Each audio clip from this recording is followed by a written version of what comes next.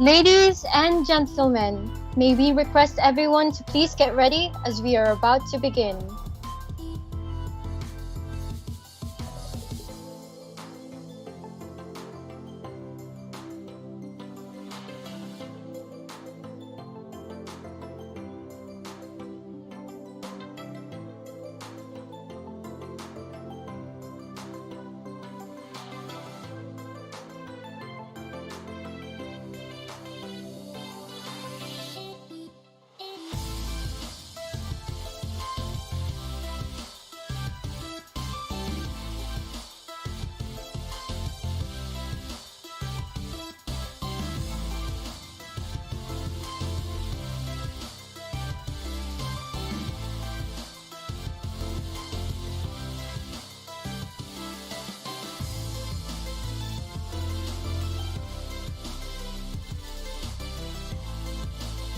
Dear participants, faculty, and our guest speakers, good afternoon. I'm Tim Gingona. And I'm Nerpio, your Masters of Ceremonies for this afternoon. I would like to greet everyone this afternoon. I hope everyone is having a great day. We definitely are, Tim. Why don't we make this afternoon not just wonderful, but also a day full of learning and new experiences? Precisely. And on behalf of the organizers of this event, we all welcome you to this webinar titled Design the New Normal. But before we dive into it, Tim, may I request everyone to please join us for the invocation and for the singing of our national anthem.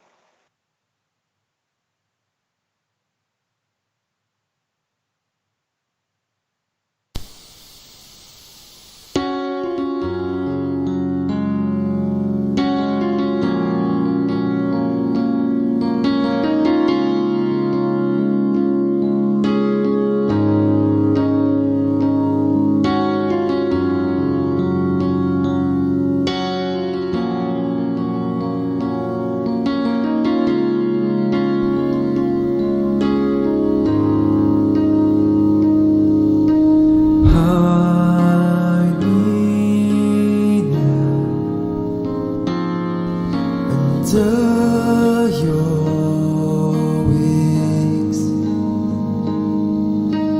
cover me within your mighty hand. When the oceans rise and thunders roar, I will soar with you above the storm.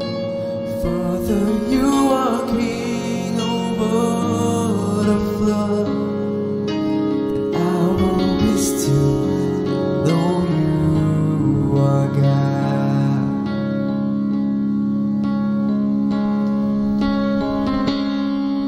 For as my soul in Christ alone, know His home in quietness and trust. When the oceans rise and thunders roar, I will soar with you above the storm. Father, you are king over the flood, and I will be still and know you are God. I will be still and know you are God.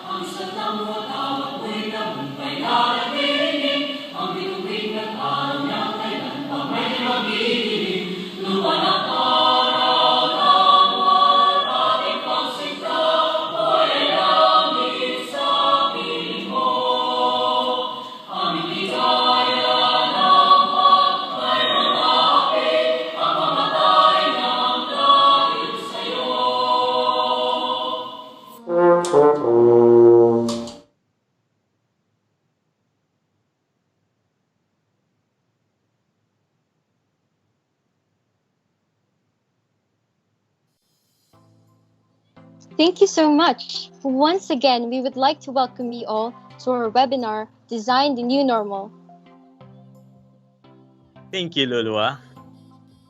But before we commence this joyous event, to present the opening remarks, may we call on the academic coordinator of the College of Computer Science and the Design Thinking Course Advisor, Mr. Jefferson Bombasi.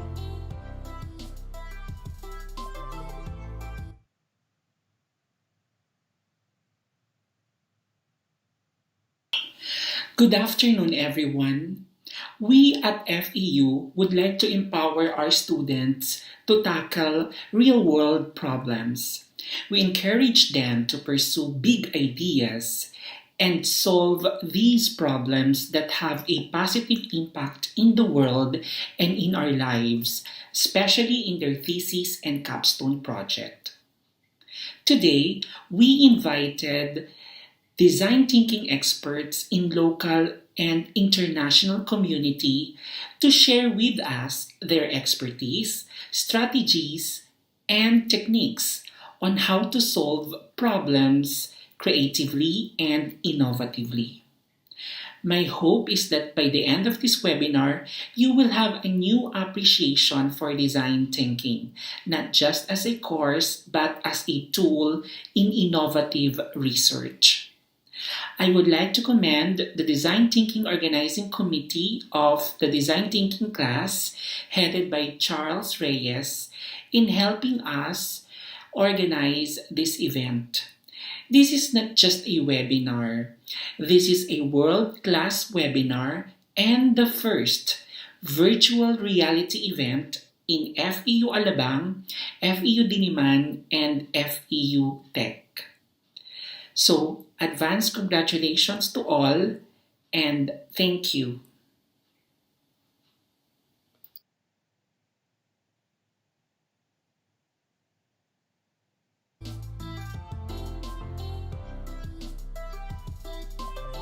Thank you so much, Mr. Bombasi. We will take your words to heart. I really think this would help us in our future projects. Thank you, sir. All right.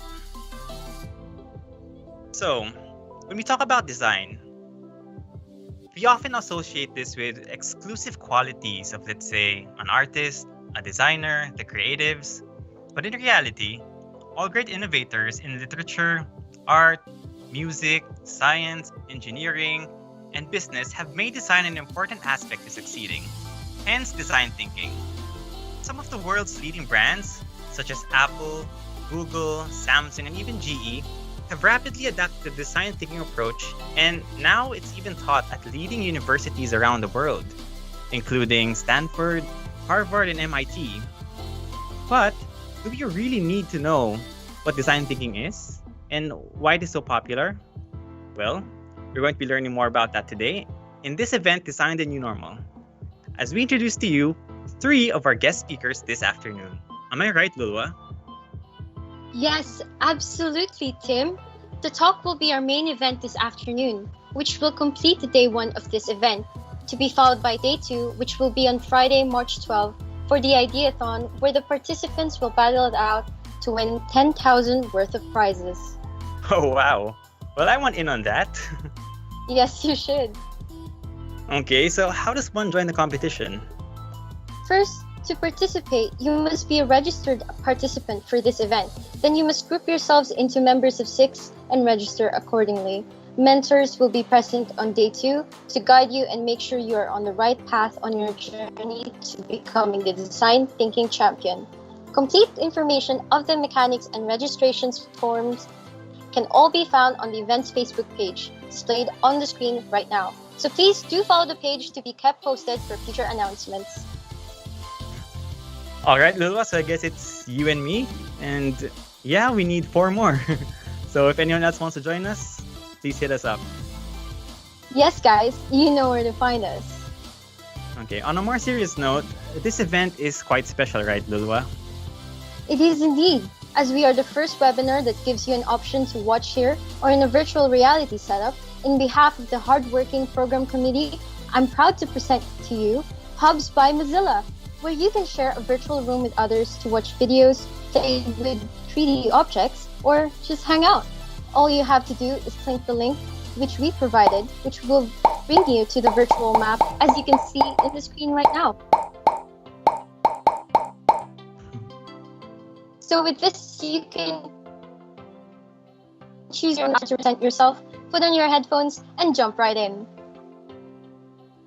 That's pretty cool, right?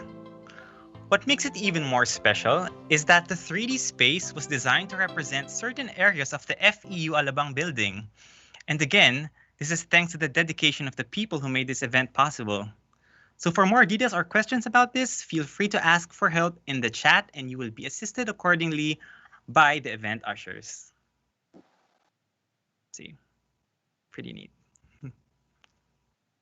All right. So now that we're all on the same page, I believe it's time. Yes, it is. I believe we are all geared up for this webinar. Tim, shall we begin? Absolutely. In fact, I'm quite excited to be here today to introduce to you the first guest speaker for this afternoon. Well, for our first guest speaker, he will be talking to us about design thinking during the trying times. Because ever since last year of 2020, we've been experiencing the new normal, as you will. As a matter of fact, the magnitude of the new normal has reached the global scale, which makes this talk relevant for almost every single person. So, doing this talk is one of the world's leading experts in design thinking and innovation. He's a sought-after speaker who has presented in Fortune 100 companies, various universities, TEDx stages, and multiple international conferences. He's currently the CEO and founder of Speaking Design Thinking and the trainer of the online edition of the Design Thinking Academy. He's the best-selling author of the books Design for Strengths in 2018 and The Art of Really Living in 2016. Our guest speaker is a graduate of Stanford University in its product design program and the Kellogg Graduate School of Management.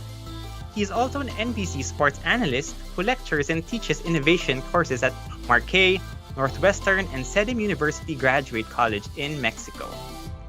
Prior to this, he was a senior executive in charge of innovation at a Fortune 500 telecom company and senior vice president at an innovation consulting firm. He's also known as the Time Guy, a leader in the field of chronoception, where they study how humans process time. And also an interesting fact is that he is an Olympic silver medalist in speed skating at the Winter Olympics in Norway. On a final note, he's also a fascinating individual, and we are very grateful for his virtual presence with us today. Without further ado, please join me in welcoming Mr. John Coyle.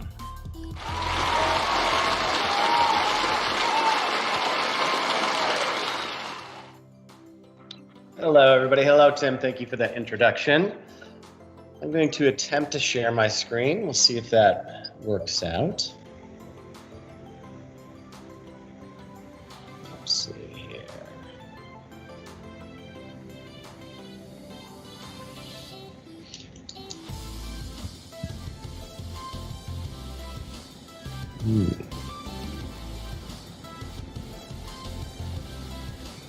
Sorry for the delay. Tim, can you hear me still? Yes, we can hear perfectly. And what do you see? We see your screen. You do. Yes, we do. The slides, actually the slides?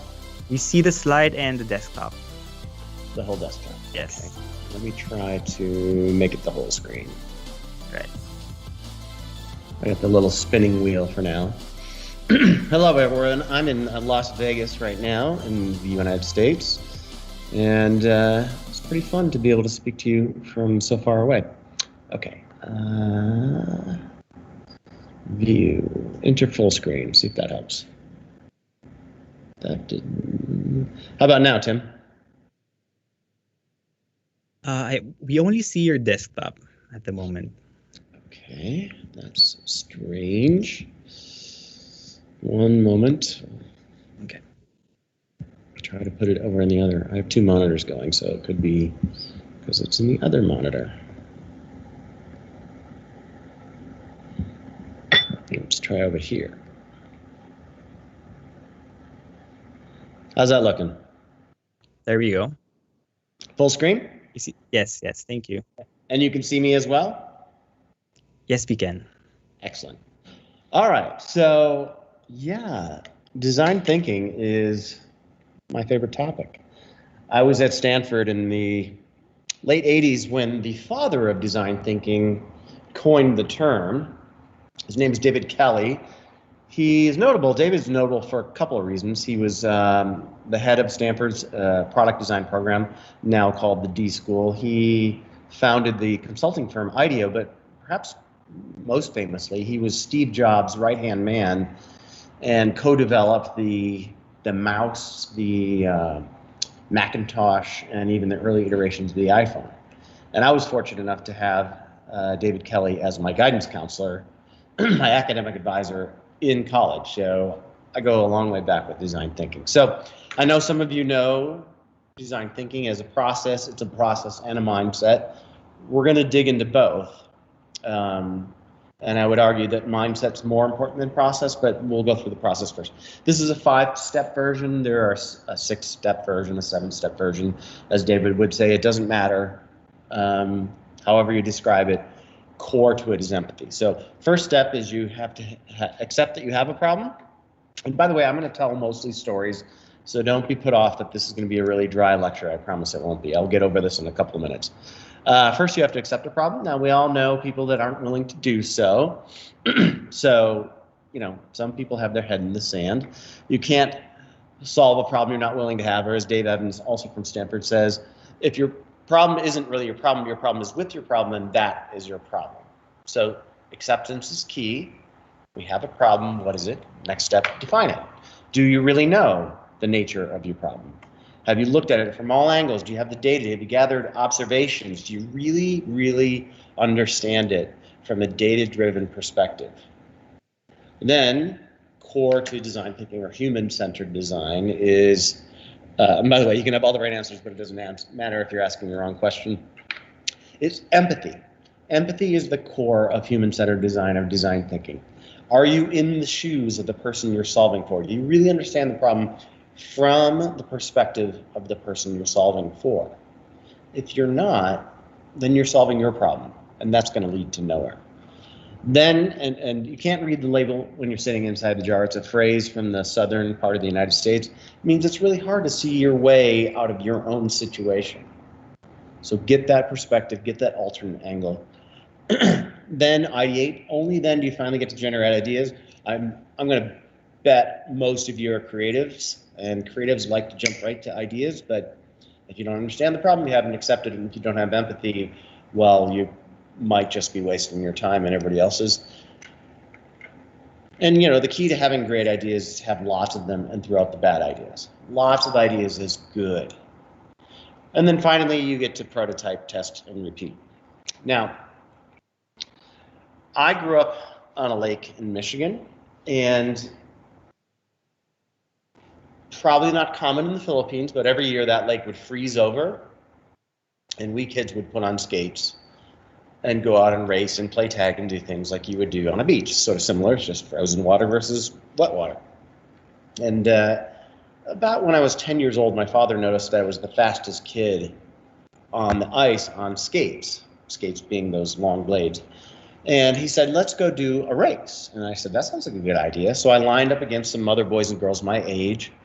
The starter raised his pistol. You could see her breath in the air. It was a beautiful sunshiny day. I scrambled across the line and watched as everybody disappeared in front of me, and I got lapped. It was only a 3-lap race, and everybody passed me after 2 laps. And I tried to quit, but nobody would let me. So I had to finish the race in tears, vowing never, ever to compete on skates again. But fortunately, my father made me keep skating, and eventually I became the U.S. champion and went on to go to the Olympics, whereas Tim mentioned I brought home a silver medal. And now, when you achieve some level of success in academics, in sports, in music, in your career, people might ask you, what's the secret to your success? And the easy answer is all these things we were taught as kids, which are on the page right now. Never give up, never give in, quitters never prosper, good things come to those who wait. And if this entire talk was around these phrases, then you'd be wasting your time because we've already heard all this stuff.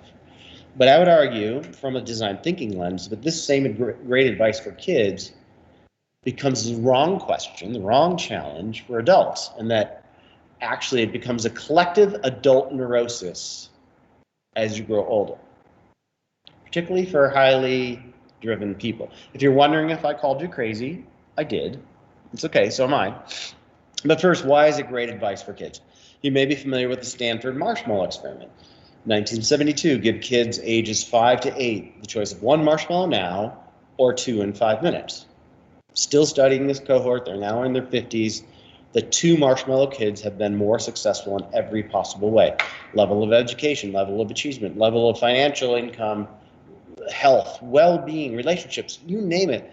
The ability as a kid to delay gratification has led to great things as an adult. But as I mentioned, I think the same great advice goes off the rails for adults and becomes a negative thing. When 1 marshmallow now for 2 in 5 minutes becomes 1 marshmallow now for 10,000 in 2 years, becomes 1 marshmallow now for 10 million in 100 years, at some point you have delayed gratification beyond all temporal boundaries, and all you're doing is actually doing this. Have you ever done this? Oh, I'm sure you have. We all have. We are wired to never quit. But as an author, a humorist in the United States puts it, persistence is awesome until it's stupid. So at some point, we take this well beyond its normal bounds. We don't follow a design thinking equation of actually understanding the problem correctly. And let me prove it to you with a couple of adages that I think they'll translate. You probably have the same in your language, which is, here's the childhood guidance we are all given, right? If at first you don't succeed, try again, or try again, as Wikipedia puts it. But here's the adult wisdom. The definition of insanity is repeating the same thing over and over again and expecting different results. These two phrases, this childhood guidance and adult wisdom, are saying the exact opposite thing. So which one is right? Let me give you some advice from my 40 plus years on this planet. I hope you find it valuable. If you first don't succeed, quit. Okay, that's the end of the talk. I hope you have the rest. It's not really the end of the talk. That's a joke. I will give you the amazing advice given to me by an amazing coach by the name of Mike Walden. And this all ties back to design thinking. If at first you don't succeed, raise your strengths. Design for your strengths as an individual, as a family, as a team, as an enterprise, and design around your weaknesses. Don't try to fix them. When I talk about weaknesses, I'm not talking about skill gaps. We're talking about true innate talent gaps and capability gaps. All right, let me illuminate through a couple stories. So I was at Stanford. I was 21 years old. And despite being in California with no coach and no training program, I managed to get 12th place in the world in my sport. And so I graduated, and now I had all my time to focus incessantly on trying to become a gold medalist. And so that's what I did. So I got to the Olympic Training Center in Colorado, and they put me through some tests. And now these are supposed to be like academic tests, but for athletes. And so I showed up to this room at the training center, and 9 o'clock, when it was supposed to be my time, they called me into the room to get on this stationary bicycle in the middle of the room. And there were people like doctors all around me. And they said, all right, get on the bike and get ready to pedal. And so I started pedaling, and then the doctor explained, you're going to pedal for 2 minutes. We're going to put 150 watts of resistance on the bicycle. And every 2 minutes, we'll raise the watts of resistance by 25 and your RPMs by 5 until you finish. I put that together. The only way out of this is to die. But what can I do? So I started pedaling, and I made it through 2 minutes, and then 4 minutes, and then 6 minutes. And about 7 minutes in, I was about to quit because I'm done. I'm completely sweating and hot, and my lungs are burning. And then the doctor says to me, you're about half done. And so I make it to 8 minutes, and I'm about to quit. And then everybody comes out of the woodwork, and they're like, no, you got to finish. Make 2 more minutes. I make 2 more minutes. They ratchet up the resistance, up the RPM. Make 1 more minute, make 1 more, make 30 seconds, make 20, make 10, make 5. This game goes on. Eventually at 13 minutes, 26 seconds, my legs, my lungs, my heart give out. I slither off the bike. I head towards the door, thought I'd done well on the test, and then I got my results on the door. Now, Lance Armstrong, if you're familiar with him, was also there. He did the same test. He was only 17 years old. He went twice as long as I did. He's only 17 years old. I had the lowest test of anybody they tested that year in this event. And I thought to myself, how can I be an Olympic athlete if I have the worst scores? So I just disavowed the results. 2 days later, and this brings me to the first point, by the way, if you're going to design your life for your strengths and design around your weaknesses, you have to know and accept that you have them. So this is the accept phase. So I'm going to put this list up. Hopefully it translates okay. So take a look here and see if you have any of these weaknesses. Pick your top 3, top 5. I'll share. I can be disorganized. I can be restless. So which of these describe you? I'll leave that up while I describe the second test. So 2 days later, a new test. I go across the Olympic Training Center to a different room, and there's no lab coats, there's no doctor, it's just a stationary bike now on some carpet, and 2 guys that say, all right, get on the bike. Here's the test. You're going to pedal as fast as you can pedal for 30 seconds. We'll measure your peak and average power output. We'll have you out of here in a couple of minutes. And I thought, all right, this is great. This is more of what I'm good at. I get on the bike. They put the resistance on. They say, this is going to be a little difficult. They put this resistance on so hard that when I pushed down on the pedal, nothing happened. I jumped up and down on that pedal and nothing happened. And then I said, hey, there's something wrong with the bike. And they said 3, 2, 1, start pedaling. So I pushed down with every ounce of energy with my left leg, pulled up with every ounce of energy with my right leg. And after a second, I got 1 rotation.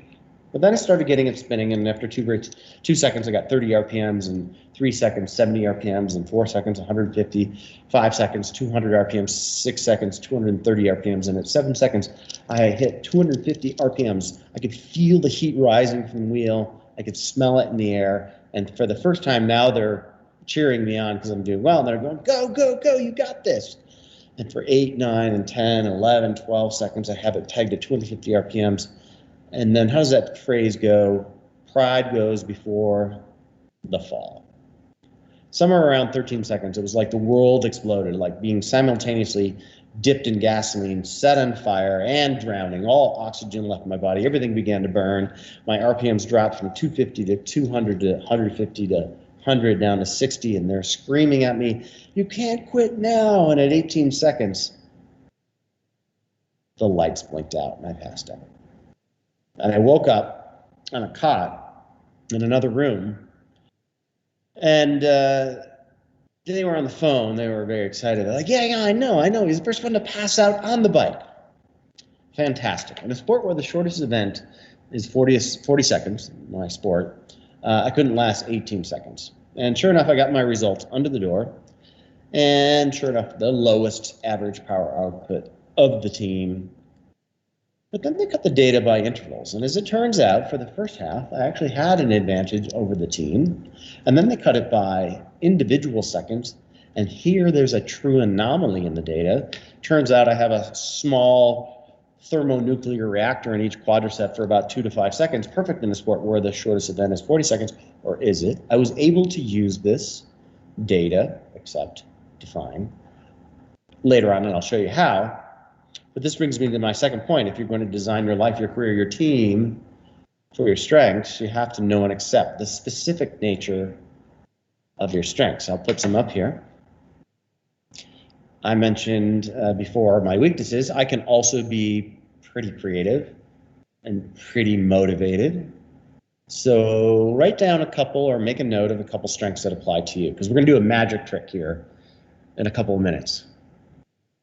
So at this point, I'm ready to quit, right? I've lost all direction. I've tested poorly. But here's where the magic comes in. By the way, this is the way I felt, a life of quiet desperation. But here's the secret. Most strengths and weaknesses are facets of the same thing. Which of your strengths are also your weakness? I mentioned that I can be creative and disorganized. They go hand in hand for most people. I mentioned that I can be motivated. I also can be obsessive, and so on. Are you detail-oriented? You're probably a perfectionist.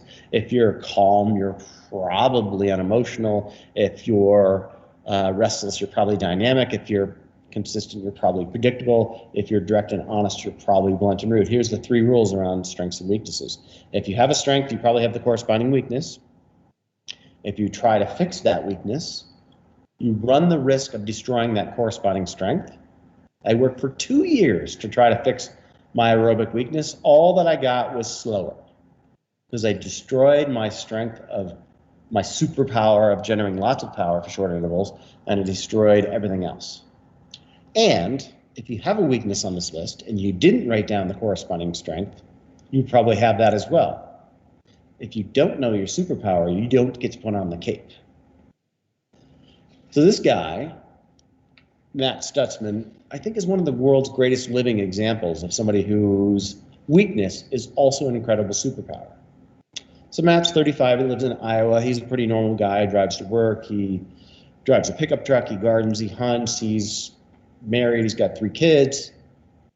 And that's my daughter, by the way, next to him. But Matt was born with no arms.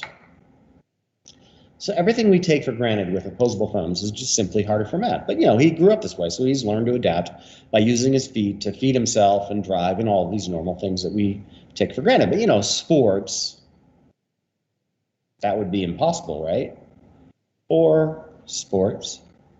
Matt holds the world's record for 7 years running for the longest accurate archery shot.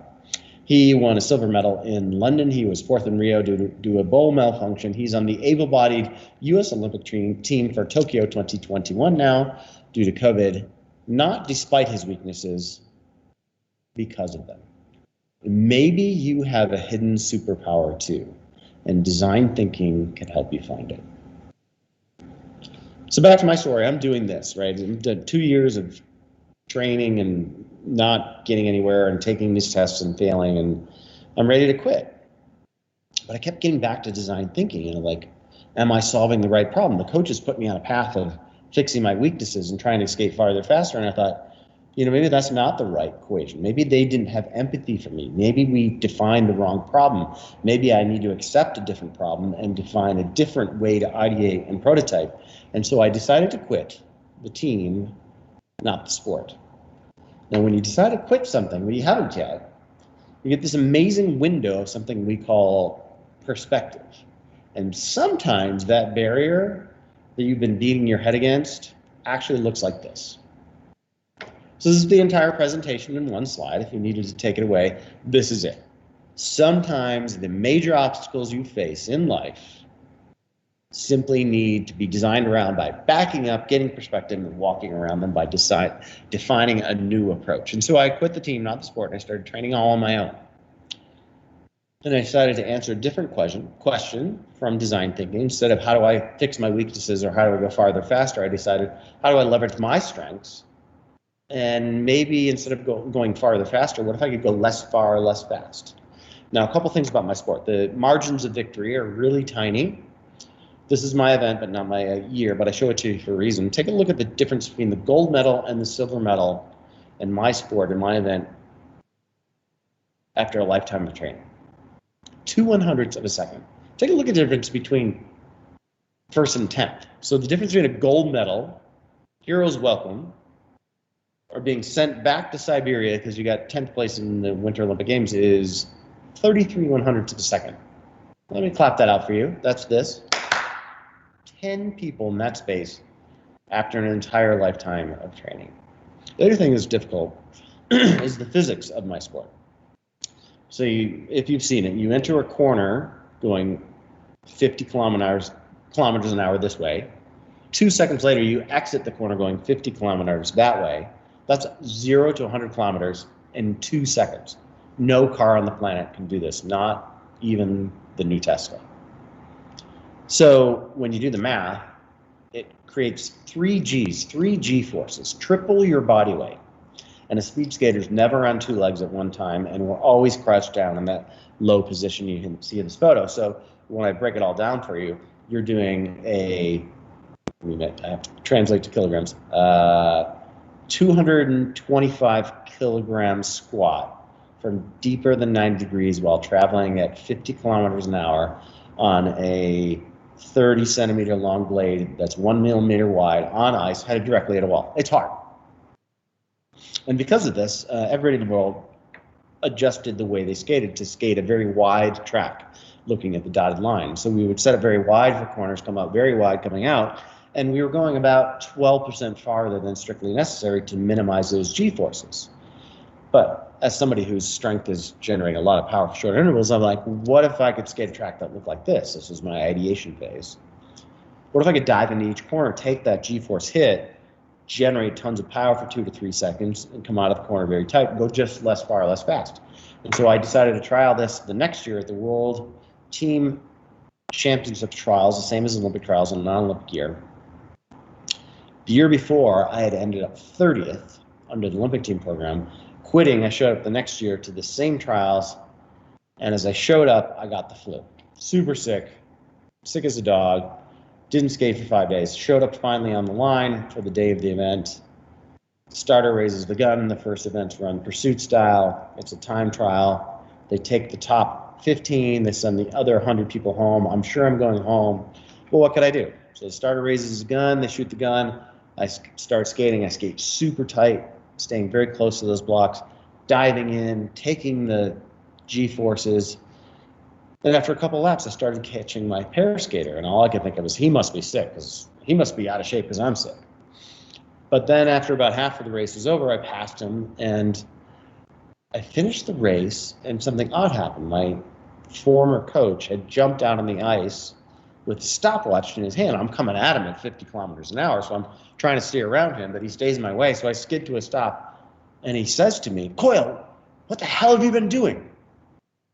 And I'm about to burst into tears because I think I'm going home. So I say, I've been sick. And then he smiles, and he points to the stopwatch, and he says, "No, you don't understand. You just broke the U.S. record by 5.5 seconds. You just broke the world record by more than a full second." Same me, same skates, same everything, better question, better answer, design thinking at its finest. When you're fully stuck and you can't see an alternate solution, you need to back up, get perspective, gather data, reanalyze, get the details, get in the shoes of the person you're solving for, in this case me, and then and only then generate new ideas. So I went on to set every US record back-to-back by a large margin, and went on to set the fastest time in the world that year at the World Championships. And so how do I distill this down with a nice, tight summary? I like the way Marcus Buckingham does it in his book, Now Discover Your Strengths. So I'll use his words. Each person's greatest room for growth is in the area of his or her greatest strength. This is totally counterintuitive. We're trained to fix our weaknesses. And you excel only by maximizing your strengths, never by fixing your weaknesses. And you can learn to enjoy it at the same time. I heard a quote I can't attribute, but I love it. What the world doesn't want from you is to get slightly better at what you're mediocre at. What the world wants from you is to become amazing at something you're already good at. This matters in teams as well. We went to the Olympics, 4 different guys, 4 different strengths. I was the fastest guy, so of course I would be the last guy to skate, the anchor skater. Except that we were skating on very soft, slow ice, and I'm quite big for my sport. And so I was sinking into the ice and struggling. And so the night before the gold medal round, we had a discussion with the coaches of who would anchor the gold medal round. And they said, "Coyle, you're too big, you're too heavy, it's not going to work out." I said, "Okay." Next fastest guy, Andy, they said, "You're too big and too heavy as well, it's not going to work out for you." Randy, you're lighter and smaller, maybe we should anchor you. Eric, the fourth fastest guy on the team, slowest guy on the team, frankly, lightest, smallest, best endurance. And they said, "Eric, we think you should anchor the gold medal relay because your strengths fit with the environment we're skating in."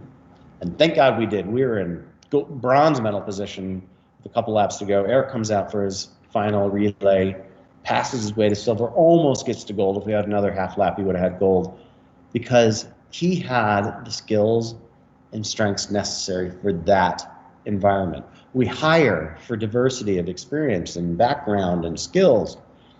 if we make everybody do the job the same way, we've just wasted all of that work. Put the right person in for the right job at the right time. Let them show their capacities. All right, some weird person goes to cold countries in winter to turn only left in circles, like, why should you listen to me? And you probably should get back to fixing your weaknesses, right? All right, so let me give you a case study. This is my coach. He's the one who taught me all this. Mike had a quote that he would always say to me, Coyle, you got to win it at the line. And I was, as a 12-year-old, I was like, well, yeah, where else would you win it? But this was actually complex code. This is amazing coaching. He had designed his short, sharp coaching phrases to speak directly to my strengths and weaknesses. And that's the sign of a master coach. So translation, those 5 words actually mean, Coyle, me, you don't have a strong aerobic capacity. You don't have any real endurance. What you need to do is time your sprint in our sport to barely win by the smallest of margins, because if you go too late, well, you've gone too late. And if you go too early, everyone will pass you. Therefore, you must win it at the line. I went on to win 400 plus races, always by a tiny margin. I had another teammate, different set of coaching. Frankie Andreu, you've got to break away from the sprinters. You got to drop the sprinters. This meant, complex code, Frankie, you don't have a sprinter's motor. You're an aerobic athlete. You can't finish at the line with sprinters like Coyle. You've got to break away. And so Frankie always broke away. I barely ever saw him in races. He went on to 7 Tours de France, 4th place at the Olympics. He once won a race by 18 minutes. Amazing. So this is what Mike produced. So here's your case study. He produced 12 world champions, 10 Olympians, 6 Olympic medals, and for 40 years, 1/4 of all medals in the United States for the sports of speed skating, cycling came from one club in Detroit, Michigan. Nobody came from anywhere else, but by designing for each person's individual strength, he was able to create the most amazing team, I would argue, in history in these 2 sports. Okay, so let's put this all together. Back to design thinking, 5 steps: accept, define, empathize, ideate, prototype. First step, you have to accept and know and accept that you have weaknesses. We don't want to do this. We want to pretend we're perfect. It's never going to work. Nobody is. Once you can throw off that sandbag of accepting that you're not perfect in every way, you can start to design your life to double down on the things you're really good at. Second step is you have to define what is the nature of your strengths. Weaknesses tend to be quite broad. I'm pretty much bad at anything that's hand-eye or requires endurance. But as a sprinter in sports that require huge bursts of power against resistance for short intervals while balancing and traveling at high speeds, turning only left at the group of people trying to kill me, that's pretty specific. Defines 2 sports, short track speed skating and velodrome cycling, the 2 sports I've gone to the World Championships and on to the Olympics in. So what are your specific strengths? Maybe you're a good communicator. All right, that's a really broad definition. Okay, are you good at speaking to large audiences, small audiences, medium-sized audiences? Are you better one-on-one? If you're good with larger audiences, are you better as a storyteller, or maybe as somebody that's talking about analytics and data, or maybe you're better with medium-sized audiences and pulling people to talk to each other and causing group interwork, or maybe you're better with small groups or one-on-one, and if so, are you better as a listener or a challenger or as a coach? All of these are fundamentally different. They're all good communication, but again, if you don't know your superpower, you don't get to put on the cape. So what is your superpower? Some of these are pretty good assessments. Myers-Briggs I like DISC, I like Colby, but they're pretty blunt. A better way to figure it out, and you're not going to like this, but you should do it, ask 10 people that know you well, what are my top 5 strengths? What are my top 5 weaknesses? You'll like the first list, you won't like the second, but you'll find out they're actually attributes of the same thing. Then the empathy piece. core of design thinking, core of human-centered design. In this case, you're going to have empathy for yourself. Who am I? How do I show up? Is this me? Can I accept this is the me that I am? I didn't want to accept that I was disorganized, but I am. And so be it. I've now hired somebody to be organized for me. This is the nature of designing for your strengths. You do everything that you can that you're good at, and you hire somebody or outlet everything else to people that are good at the other things. That's the nature of teamwork. So what are you best at, and what shouldn't you be doing anymore? Empathy is hard to have, but once you can let go of the stuff you're not good at, and once you can spend all your time doing the stuff you're great at, people cleave to that. People love to be around the people that do their best work all the time. And then, I generate ideas, what should you be doing next? What's the next step for you in your career? What's the next step after school? What's the thing that you will do that will lead you closer and closer to being the best you that you can be? Because that's what the universe wants from you. So generate lots of ideas. The problem is it's hard to see sometimes your situation from your own circumstances. So ask others. Say, hey, given what you know of my strengths and weaknesses, what do you think the next step for me should be? They're going to be better at it than you because you're stuck in your own jar, as they say. You're going to have trouble seeing your way out of your situation. And then last is, start testing things, trying new things, take that new major, move to a different job position, try a project team, do those things that get you out of your norm and trying new stuff. By the way, there's a huge hallmark of when you're in your perfect operating environment. When you're in the flow, when you're in the peak performance state, when you're doing your very best work, time shuts off and you'll say something like, oh my God, where did that last 3 hours go?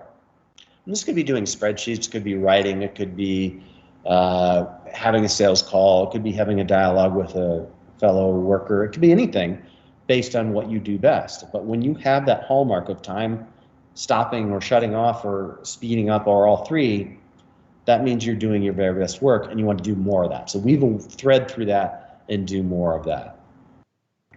And then finally, the tough part, when should I quit? When do I decide that this thing that I've pursued is not for me? Because we don't want to quit. We're programmed to never quit. That is definitely not the right answer. So I'd argue there's roughly a 2-year rule. If you pursue something for 2 years with all of your energy and all of your passion, you're not seeing returns, you're not seeing success, and this could be anything, by the way, a job, a major, a hobby, a relationship, then it's probably time to quit. Or at least reframe your approach, try something new. Now, it's okay to pursue things that you're not good at. That's what hobbies are for. That in the US, that's what golf is for. You just don't want it to be your primary source of income or your primary relationship. For those things, it's essential that you pursue things that are in line with their natural talents. And by the way, the people that quit for the right reasons, they always say the same thing. It's the best thing I ever did. Oh my God, because they found this next thing that's more in line with their strengths. So I'm going to close quickly with one more story, but I'll close with ending this quote, which I didn't know. Most men live lives of quiet desperation and go to the grave with the song still in them. I pray that not be you. Okay, so I competed in the Olympics, got a silver medal. That sounds probably really cool to you. I will be honest that for more than 10 years, I viewed that as an abject failure, and I was humiliated because I was, in my mind, a one-timer first loser. So 1 Olympics only, even though I trained for 2, and second place. And so that was how I identified, as a one-timer first loser. Humiliated, had nothing to do with the sport after failing to make my second team. And then about 10 years later, 8 years later actually, I got a call from NBC, which is the Olympic broadcasting team here in the US, saying, will you be our analyst for the next Olympic Games? And I couldn't say no to that, of course. And so I showed up to Torino, Italy to be the analyst for the next Olympics for my sport. And I was welcomed back. People knew me, I knew them. And my job was to interview the parents and the athletes and the coaches to get all those backstories they used to fill in between. And The Olympics last 17 days. On the 16th day, the night before the gold medal round for my event, which is always the last day, a parent pulled me aside and in a few seconds changed the trajectory of my life. And it is, for me, why I do what I do. Because when you build a platform from your strengths, people watch. So there I am at dinner. And this guy, Al, he looks nervous, he's emotional, and he says, "John, I need to tell you something." And I said, "Okay." So we walk away from the table and he says, "I just want you to know that we wouldn't be here right now if it wasn't for you." And I said, "I don't know what you mean." He said, "You won't remember, but 12 years ago, after you won your silver medal, you brought it to a little reception in Bay City, Michigan. I brought my son Alex. He was 11 years old at the time. He'd never skated before in his life. You put your medal around his neck. You signed an autograph. The next day, he joined the Bay City Speed Skating Club, and tomorrow he's skating in the gold medal final." And that changed everything. I started announcing, I started having my daughter skate, I started coaching, I've been involved heavily ever since, and most importantly, I started talking about it. By the way, this is all I do for a living. I've been traveling the world for the last 6 years, telling this and other stories about design thinking and how to change your approach to life so that you can achieve breakthrough success. This is all I do. And so I realized at that moment that my life was going to change, and so I wrote that parent, Al, a letter that evening via email. And he waited till he got home to write me back. And so I'm going to close our session with reading the letter he wrote to me. And I hope you'll find the gift inherent in it that I got from it as well. "John, I am deeply touched by your words and reaction. After I read your email, I went up to Alex's bedroom and looked at his bulletin board that holds only the most meaningful awards and memories of his childhood and skating career. Pinned near the right border in a Ziploc bag was a napkin from Steamer's Pub with your signature on it, dated 1994, along with a picture of you and Alex in your silver medal. I then went to our Torino Olympic photos and found the picture with you and Alex in his bronze medal, which he won the very next night. I printed it off, returned to the bulletin board, carefully opened the bag, gently slid the new photo in, resealed the bag, and pinned it back in the exact same hole. I stepped back and contemplated the many things that had to have taken place in so many people's lives in order for those two photos to be in that bag together, hanging on a bulletin board in a boy's bedroom where he only dreamed of such success. As I stood and stared, I was overwhelmed by emotion as I again attempted to comprehend the awesome unifying power of the Olympic Games and values. Thank you for sharing your success with us 12 years ago, and thank you for including Alex and me in this circle of success 12 years later." And then this is how he closes his letter. "I guess you never know what role you may play in someone's life or just how important the things you choose to do or say or choose not to do or say may turn out to be." I didn't remember Alex at first. It took me a moment, but then I did. It was just a moment, but it mattered. And when you build a platform from your strengths, people watch, they listen. You might not find out for 12 years, you might not find out maybe ever, but you'll fundamentally impact the future of the community around you. By the way, a quick denouement of the story. I got a call from Alex. We're great friends now. I'm going to see him tomorrow. We're going to go skiing.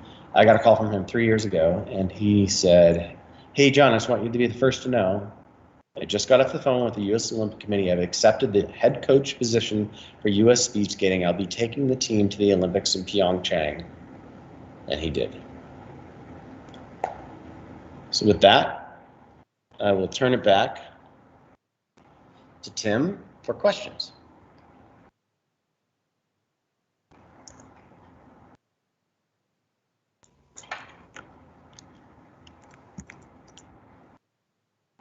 Wow, thank you so much, Mr. Coyle. That made me think so much, which of course I'm going to save later. But for now, due to time constraints, let's move on to the next part. Lulwa? That's right, Tim. It was so inspiring. For clarification, we are going to have a Q&A session with Mr. Coyle. The participants are encouraged to ask. Feel free to drop your message on the chat box so we can assist you accordingly.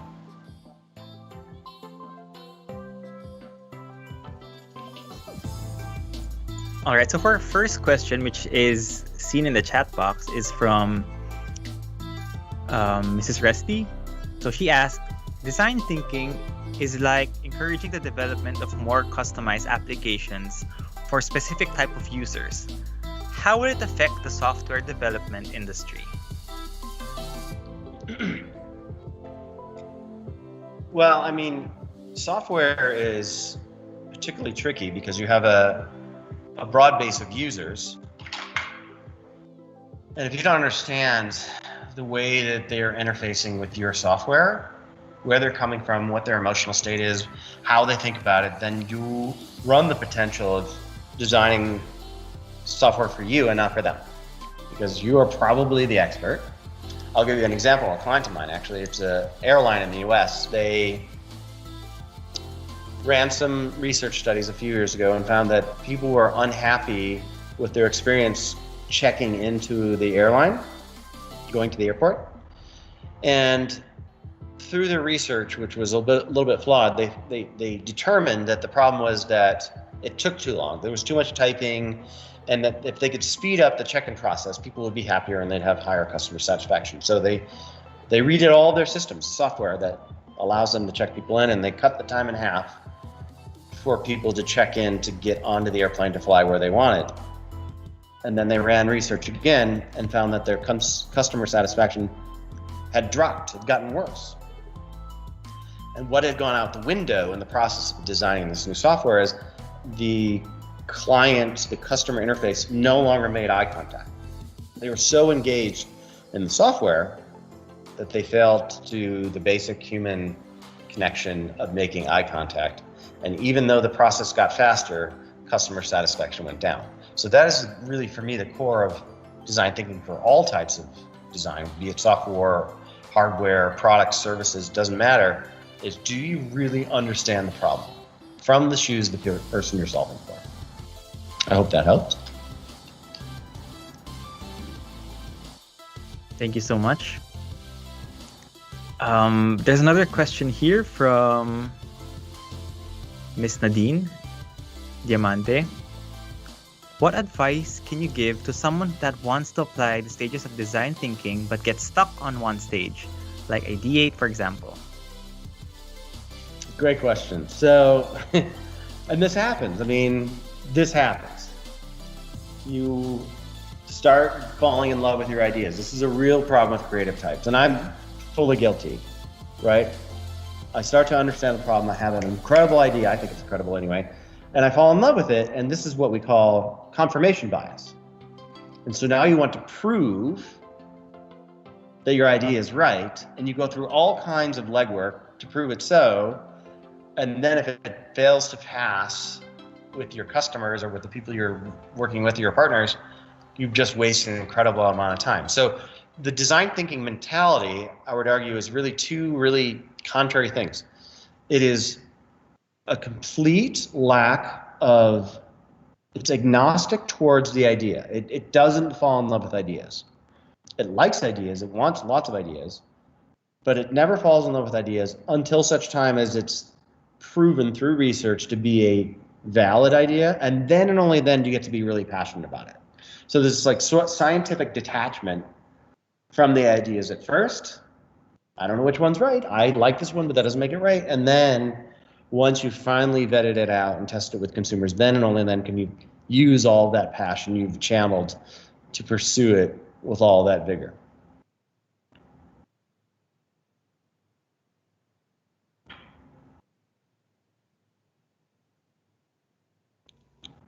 Thank you. I hope that answers your question, Nadine. That was a really good one. Thanks so much, Mr. Coyle. Okay, there's another question here from a student that doesn't or isn't able to participate in chat. So he's asking, how can we apply design thinking in research? So this is from a computer science student. Yeah, so it's tough in research. It's really tough. But I think this is what IDEO does well, what David Kelly does well. Traditional research, which I worked in for many years, is that you have a hypothesis and then you go to focus groups or quantitative research and you try to prove it. This is okay-ish, But oftentimes we miss nuance from observation. So what great design thinkers do is they don't just do focus groups, which calls on people to articulate verbally what their problem or challenge or opportunity is, and quantitative research, which starts already with a predefined question, and instead observation allows you to just watch. And this is, by the way, how they figured out this airline problem. The first round of research was focus groups and then quantitative research, where they figured out that cutting the time in half would be this great thing, and then it turned like it wasn't. Through observation, they hired, I think it was actually IDEO. They came in and they just watched people in line, and watched this frustration growing as the person behind the counter wasn't paying any attention to the customer. And people like to be acknowledged as human beings, and that went missing with this new process. So what IDEO and what Stanford and what great design thinkers do is they observe. They don't necessarily interfere, but they get in the shoes. I'll tell you what David Kelly once had us do was we had to be in the shoes of, in this case, homeless people, which would never be allowed, by the way, anymore. But we went and wore shabby clothes and got dirty and lived on the streets in sleeping bags of San Francisco for 3 days to try to understand the problem of being homeless. And it was fundamentally a different situation than I anticipated. I thought these people would be either on drugs or incapable of making decisions, and here I'm having discussions about Goethe with a guy in a shelter. That wasn't the problem. All kinds of different problems, but very complicated problems. But the point being, if you don't get in the shoes, you can't solve a problem that way. So I hope that helped. All right. Thank you, Mr. Coyle. There's another question from Mr. Echage, Ernest. He said, I have a younger relative at home who has the potential to become an innovator. Is there an exercise or activity where even children can apply design thinking? Or rather, how can we encourage children to practice design thinking? That's a new one for me, so I like it. I would say that my advice would be that throughout life we face ever mounting challenges, right? Like if you're a driven person, you're going to keep taking on bigger and bigger challenges. It's just the way that high achievers are wired, and I'm sure all of you are that way. And so back to this child as well, one of the things that children tend to do, and I did this, is they tend to start to believe that when they fail, that they failed because they're not good enough. And so it starts to move into the belief system. If they fail enough times, they just start to believe they're not good enough. And there's a lovely way to time box that and say to the child, and I wish somebody had said this to me, you weren't good enough today. But that creates the possibility that you could be good enough tomorrow or the next day or next week or next month. And that reframing, which is core of design thinking, again, reframing the challenge, allows for the possibility that you can grow into, train for, develop into all kinds of potential. But for highly competitive kids, which I was one, I tended to believe if I lost that I was no good and never would be. And it's nonsense, but it is kind of the way that we're wired. It's the way the brain is wired as well. So helping to train kids to see that possibility emerges over time, and that if you design your way forward to double down on the things you do best and start to design around the things you don't do best, there's incredible breakthrough opportunity. Again, get back to my story. If I had continued to follow the Olympic training program, I wouldn't be talking to you right now, because I would never have achieved the level of performance and athletics that led to the possibilities of me going to the kinds of universities and so forth that will allow me to be speaking to you here right now in the Philippines.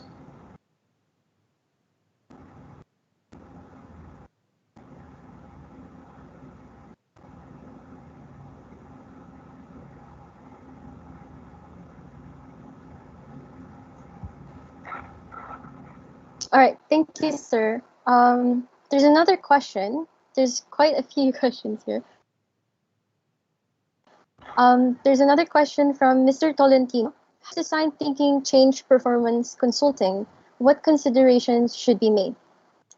Let me find that one. What was it again? I'm sorry. It was from Mr. Tolentino, and he asked, how does design thinking change performance consulting? What considerations should be made? Yeah, so I mean, it's a great question because as an athlete, I can answer it.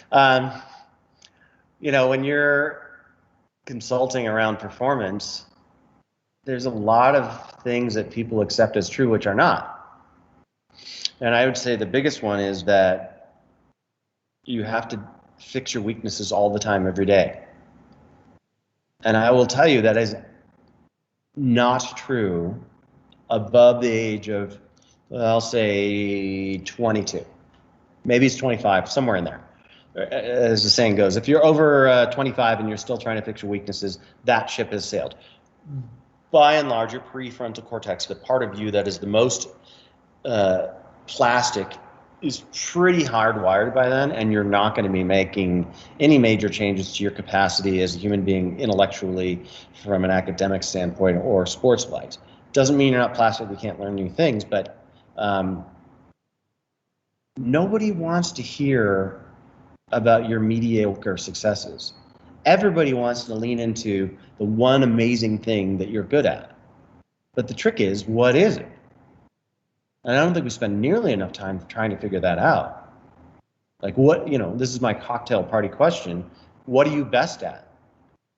I'll answer it for me, because it took me 20 plus years as an adult. So we're talking 40 plus years to figure it out. I think that this is my, if my superpower as an athlete was, generating lots of power while balancing and turning left and all that. I think my superpower as an adult is taking complex data,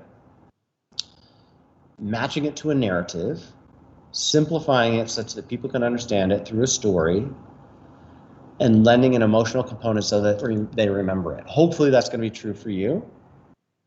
But that's all I do. Like I'm bad at almost everything else. But it doesn't matter, right? Like I'm disorganized, and I'm not detail oriented, and I'm not high on follow through, and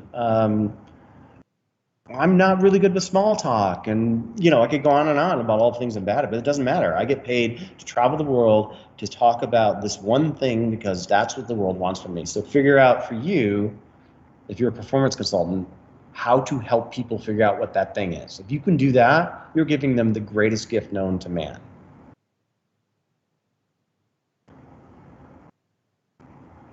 Thank you so much, Mr. Coyle.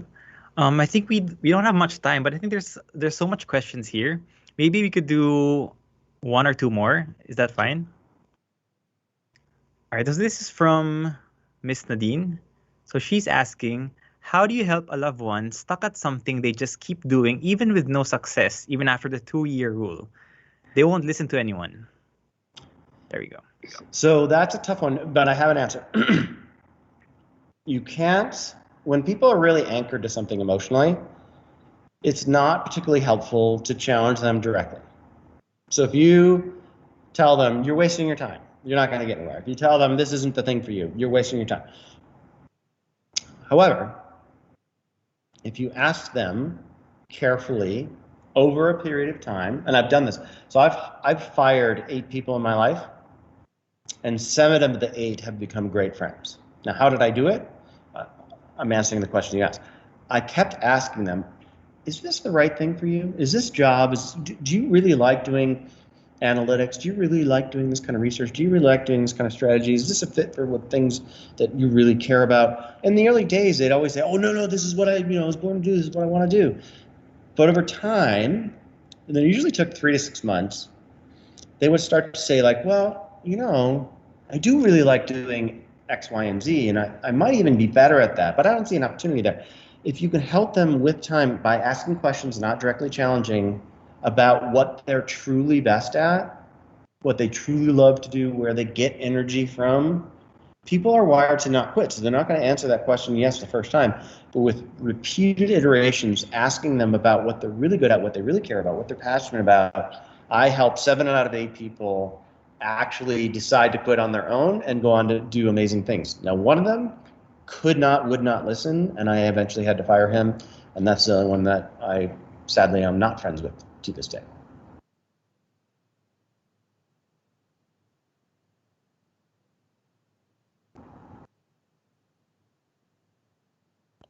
All right, thank you so much. That made so much sense, actually. I think it's relatable for so many of us. Okay. All right. So thank you so much, Mr. Coyle. Obviously, that made me think so much. All right. So, first of all, hello, Lula, are you there? I'm here. Yes. Okay. So I love what he said so much about empathy, that empathy is core. Yes. For me, that is so true. And the importance of asking the right questions. I think it really emphasizes the proper use of time in order to progress. I agree. I mean, at the end of the day, people are at the center of design thinking, right? Exactly. Also, something that Mr. Coyle said that meant so much was that you must know your weakness and really accept it. That's so true. It's so important to know your downsides and your strengths to reach your full potential. Yeah, and as Mr. Coyle said, our weakness could be our hidden strengths. Honestly, there was so much said. I could go on and on, but one thing is for sure, it made me look at my problems and weaknesses differently.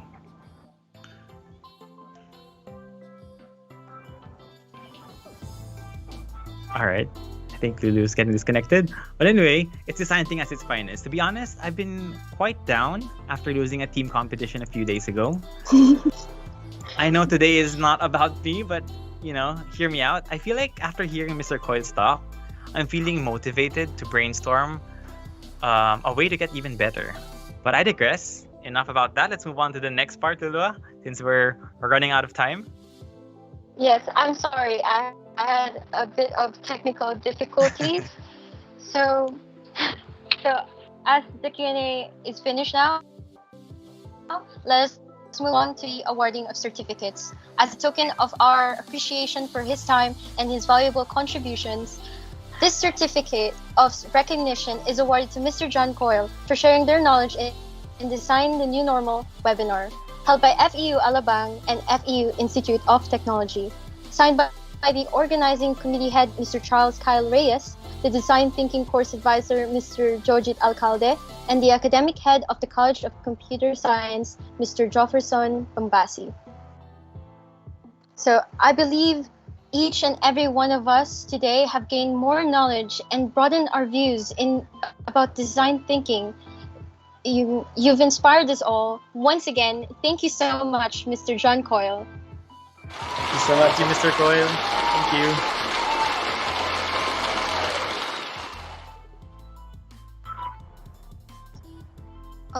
All right.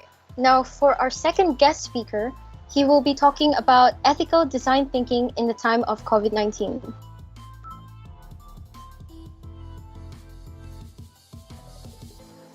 If we have as a ways to incorporate design thinking and human-computer design concepts to help ease daily frustrations and alleviate the most pressing issues, this is one of the important questions that everyone is facing, as the pandemic has changed every aspect of our lives.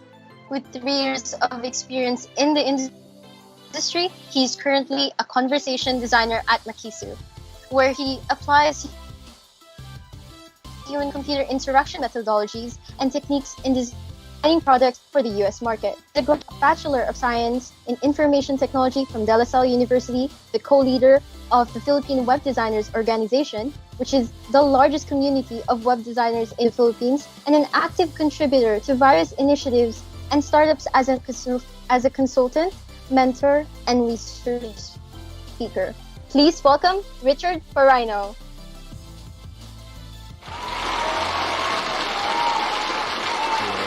Hello, can everyone hear me? Yes, we can hear you, sir. All right, so good. Let me just turn on my camera. All right, so hello everyone. Just give me a moment to share my screen.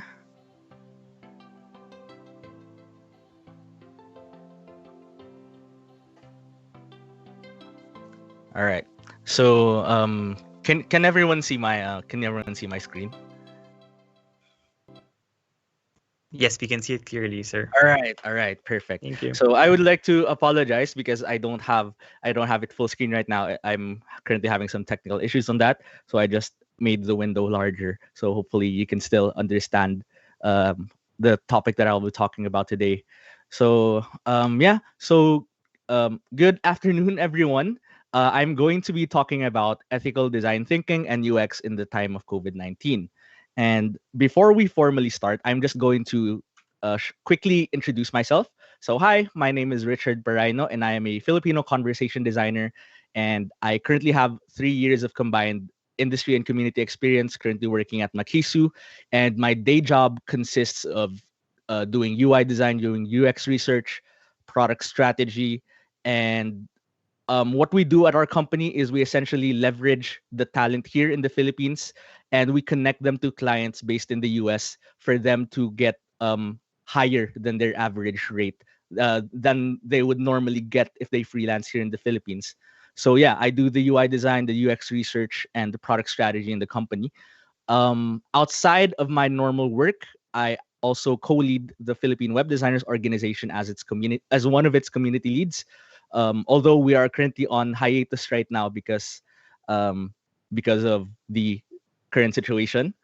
And yeah, speaking of the current situation, I co-founded the Philippines' largest Discord community for Filipinos in tech called Tambayan 404. We started this May of last year. We got 670 members, and we pretty much took a different approach to organizing a community.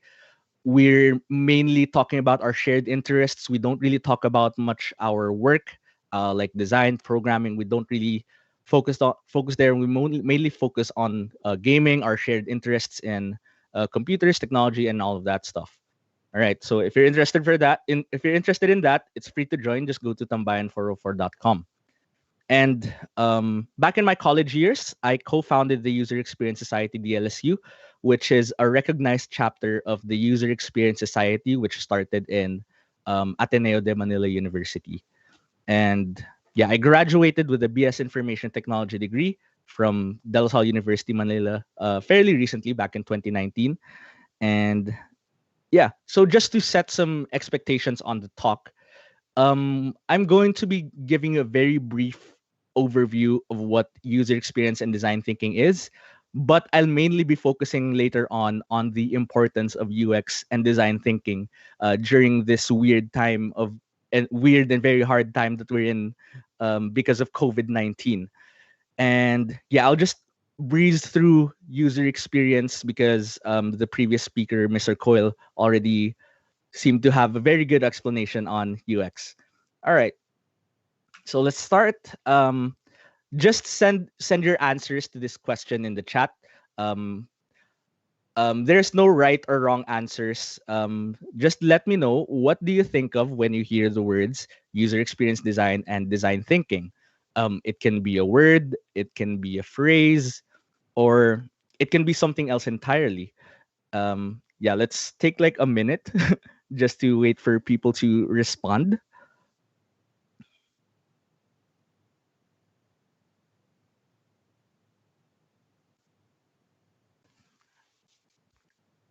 All right. So since it seems like we're still not oh yeah, it's something complicated. Yes, you are correct. Design thinking and user experience design is something complicated, and yes, user friendly is correct. And yeah, essentially, user experience design can be defined in a lot of ways, which is why I mentioned that there's really no right or wrong answer. And that's because it's a very flexible field that touches a lot of different disciplines and industries. And based on how I have experienced UX and design thinking, and based on the interactions that I have with other people, I define user experience design as an understanding and designing the entire journey a person has with a certain product, service, or thing. This journey can be digital, mental, physical, conversational, or emotional. One thing that's important to note is that user experience design isn't restricted to technology. It's not restricted to the phones in our pockets, our current computers. It can extend to different everyday objects that we interact with on a day-to-day basis, right? And here, as I mentioned, since it's like UX is a really big umbrella term nowadays, there are different terms, there are different forms of UX, and it can be found and applied in different industries. For example, if you're more of the type of person that enjoys talking to people, conducting one-on-one interviews, field research, or conducting focus group discussions, um, you might be interested in a career as a UX researcher. And if you're more interested in optimizing buttons, optimizing conversions, and basically understanding what are the factors that make users interact with certain um, things on your product, you can potentially be an interaction designer. And you might notice that I mentioned earlier that I'm a conversation designer, and it's not here in this terms in this list of terms. It's because um, it's something that's pretty different. As a conversation designer, I apply a lot of stuff from UX research, UI design, prototyping, and I essentially focus on creating the best chatbot experiences. So there are many different forms of UX. It can be applied to lots of different industries, and yeah, it's really like an umbrella term for almost everything that you can think of. And now, with that in mind, since we've established that UX is really an umbrella term, and like there's a lot of different job titles around, what exactly is the role of the UX designer? Well, the UX designer, whether you identify as a UX researcher, product designer, prototyper, or interaction designer, it all boils down to you being the UX designer using different tools and methodologies like field research, interface design to help craft experiences that help the user achieve their goals. So regardless if you focus on chatbots, regardless if you focus on physical experiences, at the core of the role of the UX designer is to use different tools and methodologies to help a person achieve something through your product or your service. And as I mentioned earlier, since it's UX is really a big umbrella term, there is a lot of things that you have to consider. These four things that I listed here, they're not all of the considerations, but just for you to have an understanding of what's involved in user experience design. Number one, you have to consider the usability of your product or your service. You have to ask questions like, is it easy to use? Is it easy to understand? And then you also have to consider the visual design aspect. Is it visually appealing? Does it make sense? And it's connected to the usability part. Is the user actually able to understand the information that you put into your product or service? And it's also related to business and marketing. You have to consider, does your design achieve the business goals? Does it convert paying customers? Because your very visually appealing designs and good UX is ultimately not really useful if it doesn't really achieve the goals of the business. Like, if you have something that isn't making any money, sooner or later, the product will fail and it's going to be a waste of effort. And then lastly, one of the important things, like the other considerations you have to do, is the technology. Is your design technologically feasible? Can it be done right now or sometime in the future? Because similar to business and marketing, if you have a good design, good UX, but you can't really make it, then what's the point of designing it in the first place if no one will be able to use it, right? And that brings us to our first point, is that UX is a balancing act with a lot of moving parts.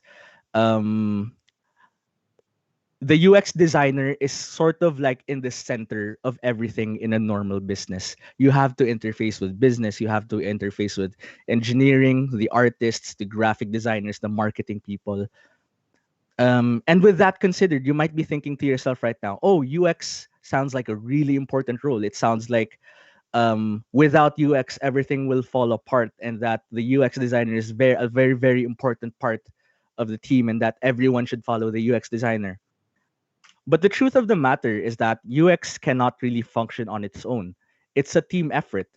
Um, the common sentiment in the UX design industry is that you're not the only designer in the company.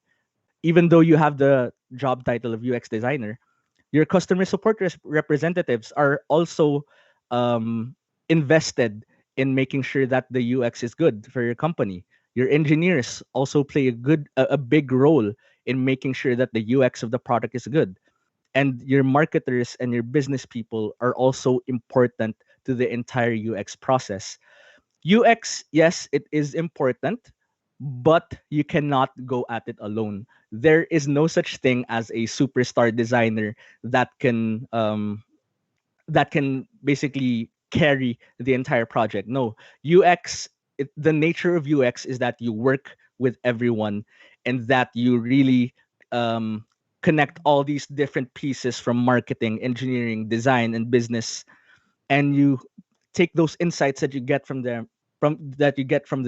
and you use it to create a good user experience for your product or your service. And what's another point that I have to make is that taking a human-centered approach to UX ensures that the problems being solved are real and not just perceived. Now, this is a very important thing that you have to remember, because yes, you can create UX that isn't human-centered, and I'll show you examples of that later as we go to the examples portion. And that's why we use strategies like design thinking, design sprints. That's for the designer to be able to validate and ensure that the problems that they're trying to solve are actually problems that real people are experiencing.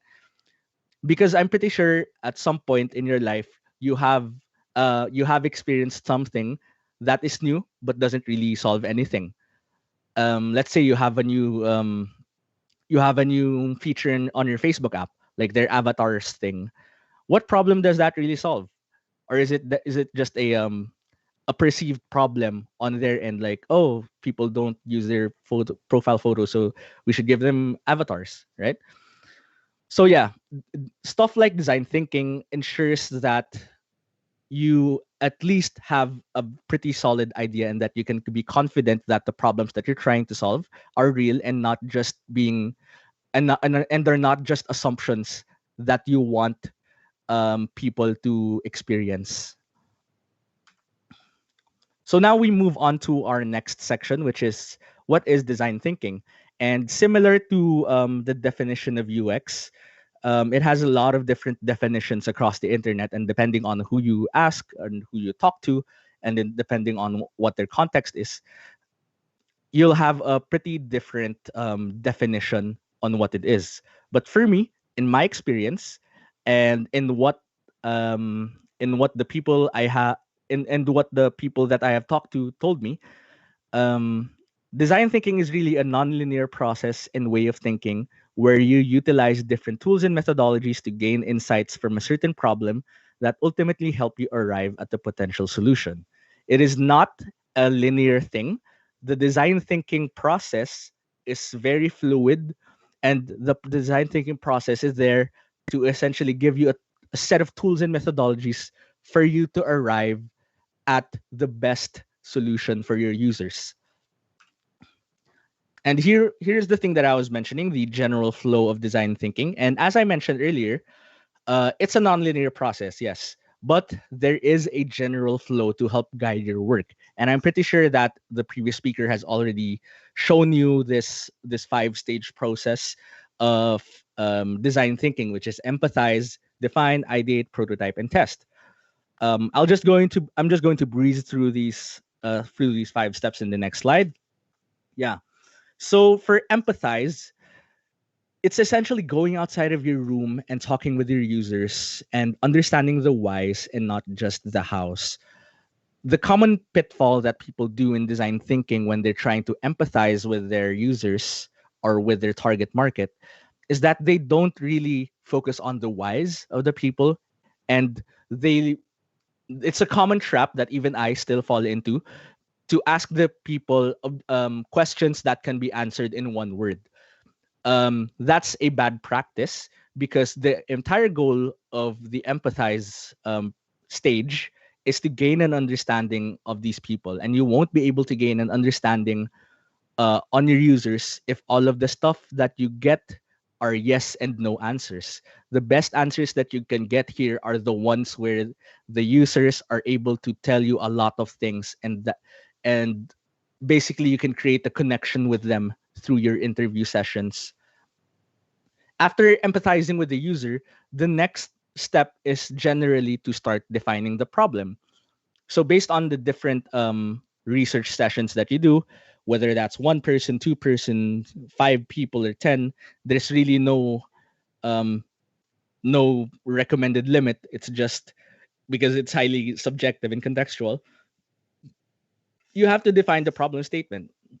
Because, for example, if you talk to 5 people in with the same background and the same problems, then you can probably hypothesize what their problem is. And that's the entire point of the define stage. This is where you make your user personas. This is where you essentially try to synthesize the insights that you got from the empathize stage and try to make it into something that's easy to understand. And then the next stage is that you go into the ideate phase. And this is essentially where you think of potential solutions for the problem statement. Usually you can do a lot of exercises here. There's an exercise called Crazy Eights where you essentially have a short time frame, and you have to come up with 8 ideas that try to solve the problem statement that you defined earlier.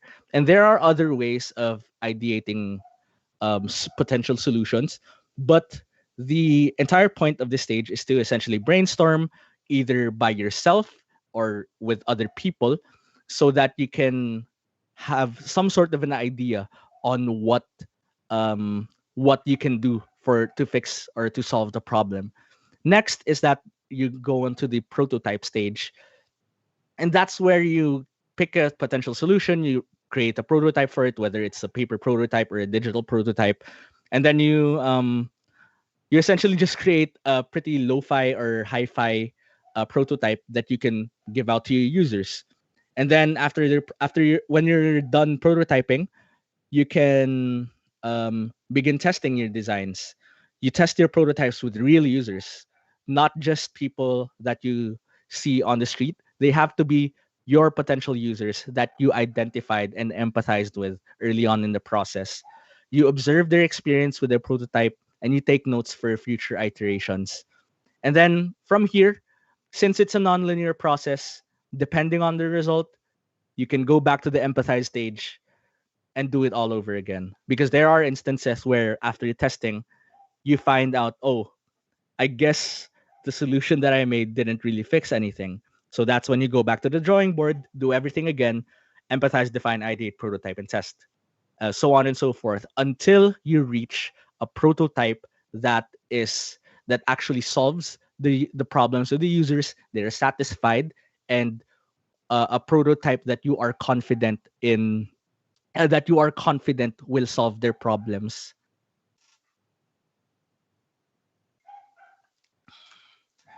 All right. So now that I discussed the UX definition and design thinking and a brief overview of the process, what exactly is the point of all of this UX and design thinking stuff? These things are important when you're creating products, services, or experiences, because the moment that you create more problems than you solve, it's usually a telltale sign that your product or company will not succeed. For example, if you make a mobile app, but it's very hard to use, even if you say that the technology is great, the technology is revolutionary, but if it doesn't solve any problem, if it's not really easy to use, then no one will end up using the product, right? Technology is not the only thing that makes something successful, you have to consider the UX, you have to consider the design, the marketing, and everything else. But one thing that's common between all of them is that if you create more problems for the user, they'll just simply delete your app, delete your product, or in the context of physical locations, they'll just not go there, right? And another thing that you have to understand is that the difference between good and bad UX can mean life or death. And this is a serious thing. There are instances where bad UX, bad design has led to fatal deaths because the design was not well thought out. Yeah. So yeah, let's move forward to the actual examples of UX. For this talk, I'm going to be focusing more on the physical examples of bad UX in the real world, essentially. So yeah, this is the value of UX and design thinking, because UX is in how you open and close doors.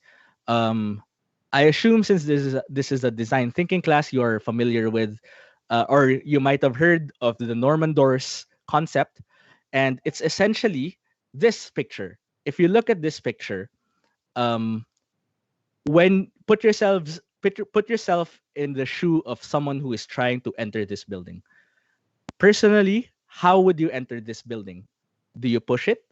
Do you pull the door? Or do you slide it open? As a user, how do you know which one is the correct way to do it? Right? Because with this door, there's a 50% chance that you will bump your head on the door when you try to enter it, or you will enter successfully, because there's no clear design for this door.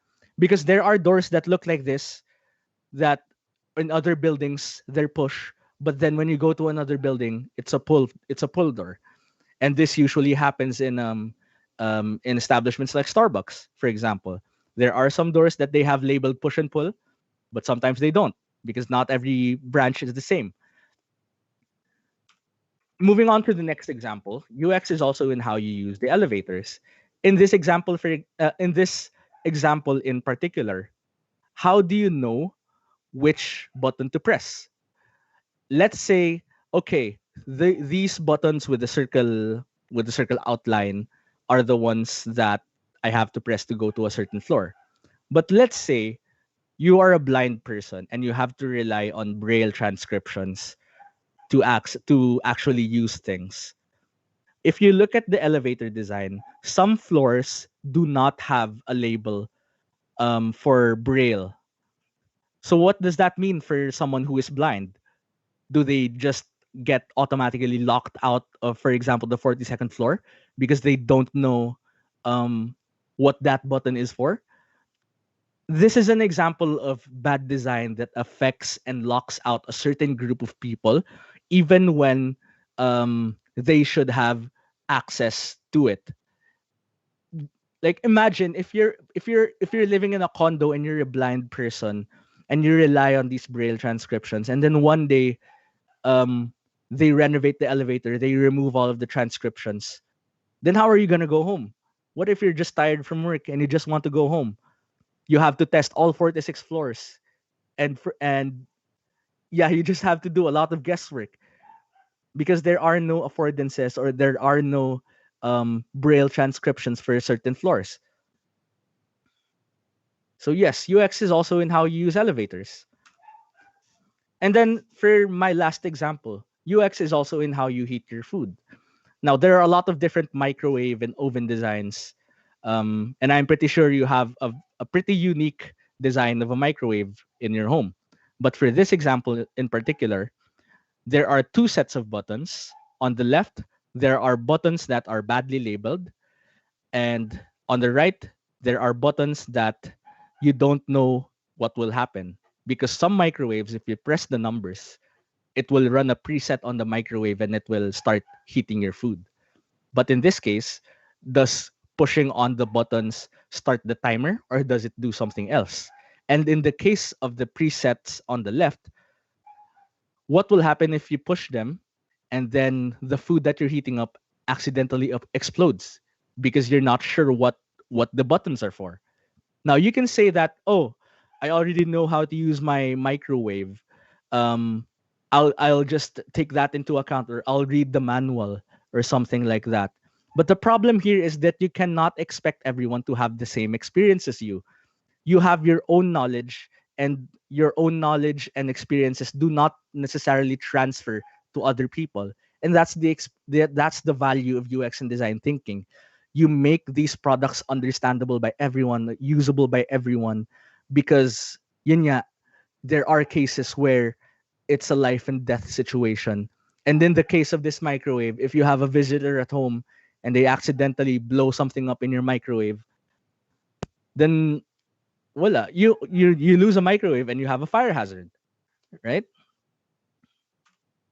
So for all of these examples, these real world examples, I would just want to stress the fact that UX and design thinking is not restricted to digital products. It's not restricted to the phones we have. It's not restricted to our computers. It's very much present in the environment that we live in. It is very much present in the things that we use on a day-to-day basis, and it very much affects how we experience our lives. And this is a quote shared by my mentor recently. I'm not sure if my mentor got this from somewhere else, but I couldn't search it up, so I'll just share it here. UX is like a joke, and if you have to explain it, then it's a bad joke. Case in point, going back to the examples here, if you have to explain that your door is push or pull, and you still refuse to put actual signs on the door that says it's push or pull, then that's your fault. That's your decision. That's your design decision. Let's say that's your design decision to not add sign because of the aesthetic, because it's minimalist. Well, your design decision causes 50% of your users to bump their head on the door. And this also applies to the elevator.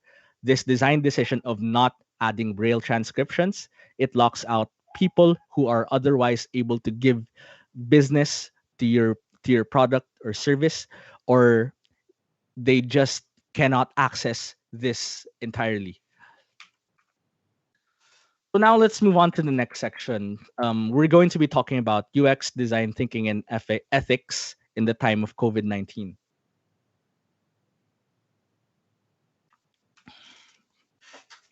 So yes, we live in an increasingly connected world, and technology is one of the key drivers of human innovation and is almost required to participate in modern society.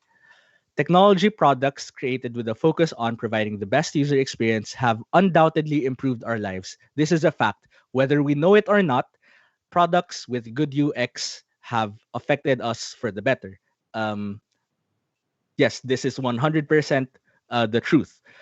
During the pandemic in particular, technology has helped us maintain and nurture our connections with other people. Technology has also allowed us to keep the economy moving, and technology is what allows us to do this all from the safety of our homes. Through technology, you're still able to learn.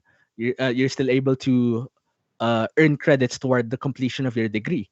Technology has kept our economy afloat in the sense that delivery apps are able to allow us to order food in the safest way possible by not going outside. And yeah, essentially, technology is a great thing, right? Look at one of the examples here. Contact tracing apps help reduce COVID infections, data suggest. And that's true. With technology, we're able to know who is infected, when they were infected, and who were they in contact with. And it helps our healthcare workers track these people and isolate them to prevent the spread of COVID. Imagine imagine the previous pandemics where there was no digital contact tracing solution. All of the contact tracing was manual. All of the paper was it was a mainly paper process. And even in the old times, you really had to do everything manually, and that's added stress to the people who needed to manage the pandemic. Now you just have to download an app, download the QR code, or write your name in a list somewhere, and then you can be confident that if someone is COVID positive and you chanced upon them at one point in your day, you'll be informed to quarantine because there are now digital contact tracing apps. And then here in the next part, it might be funny, but young people are starting, or Gen Z people are starting to turn to TikTok for cooking tips. In the old days, or even until now, you had to really pick up a cookbook or ask someone to teach you, or just experiment on your own when you wanted to learn how to cook. But now, through TikTok, you just scroll through the page, and then you can figure out, oh, this food looks nice. I could try cooking it later, and then boom, you have a new hobby. You turns out you enjoyed cooking, and then you start having a new skill. And thanks to TikTok, you were able to discover this new hobby of yours. And then another positive thing of technology is that in March of 2017, a chatbot that overturned 160,000 parking fines was now helping refugees claim asylum. Imagine that, a chatbot that was mainly built for parking fines and legal advice for that helped people from war-torn countries claim their asylum and move to a better place and escape the realities of war. And that's the great thing about technology. It really helps a lot of people. But what happens when, in the pursuit of innovation, we don't consider the societal impact of technology? In this example, California drivers decide Uber and Lyft drivers are contractors, which essentially means they're not entitled to a minimum wage, they're not entitled to health benefits, they don't have leave credits, and essentially, even if they work 8 16-hour days, being Uber and Lyft drivers, they're not entitled to any benefits. If they stop working, they don't get paid. And here locally, just last year, Food Panda riders decry decreased pay, alleged irregularities in delivery system.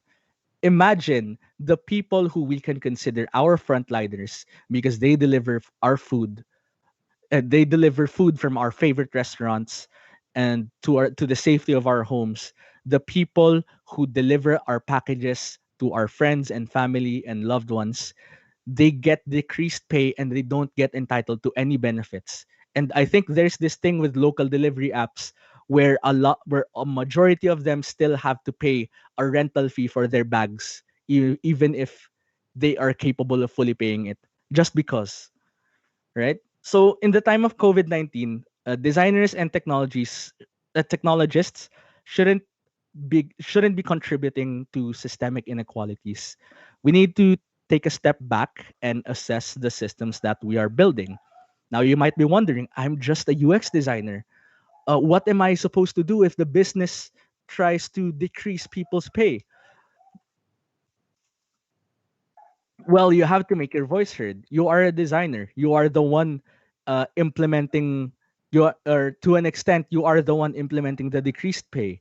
For example, in delivery apps, if you design the if you make the delivery map visible again, just because you want the user to see where their order is, even if they haven't gone to the restaurant yet, that will add an added pressure to the riders because they're going to get harassed by the users. Where is my food? Why are you still not here? Why are you taking so long? Right? Designers are just as implicit as the business people, as the engineers and the people who create these decisions.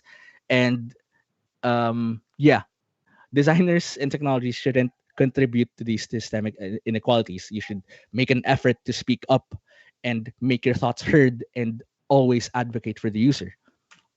Next example, no student left behind. During pandemic, education only for those who can afford.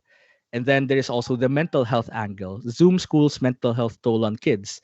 Academic and social development are likely to slip during online learning for many students.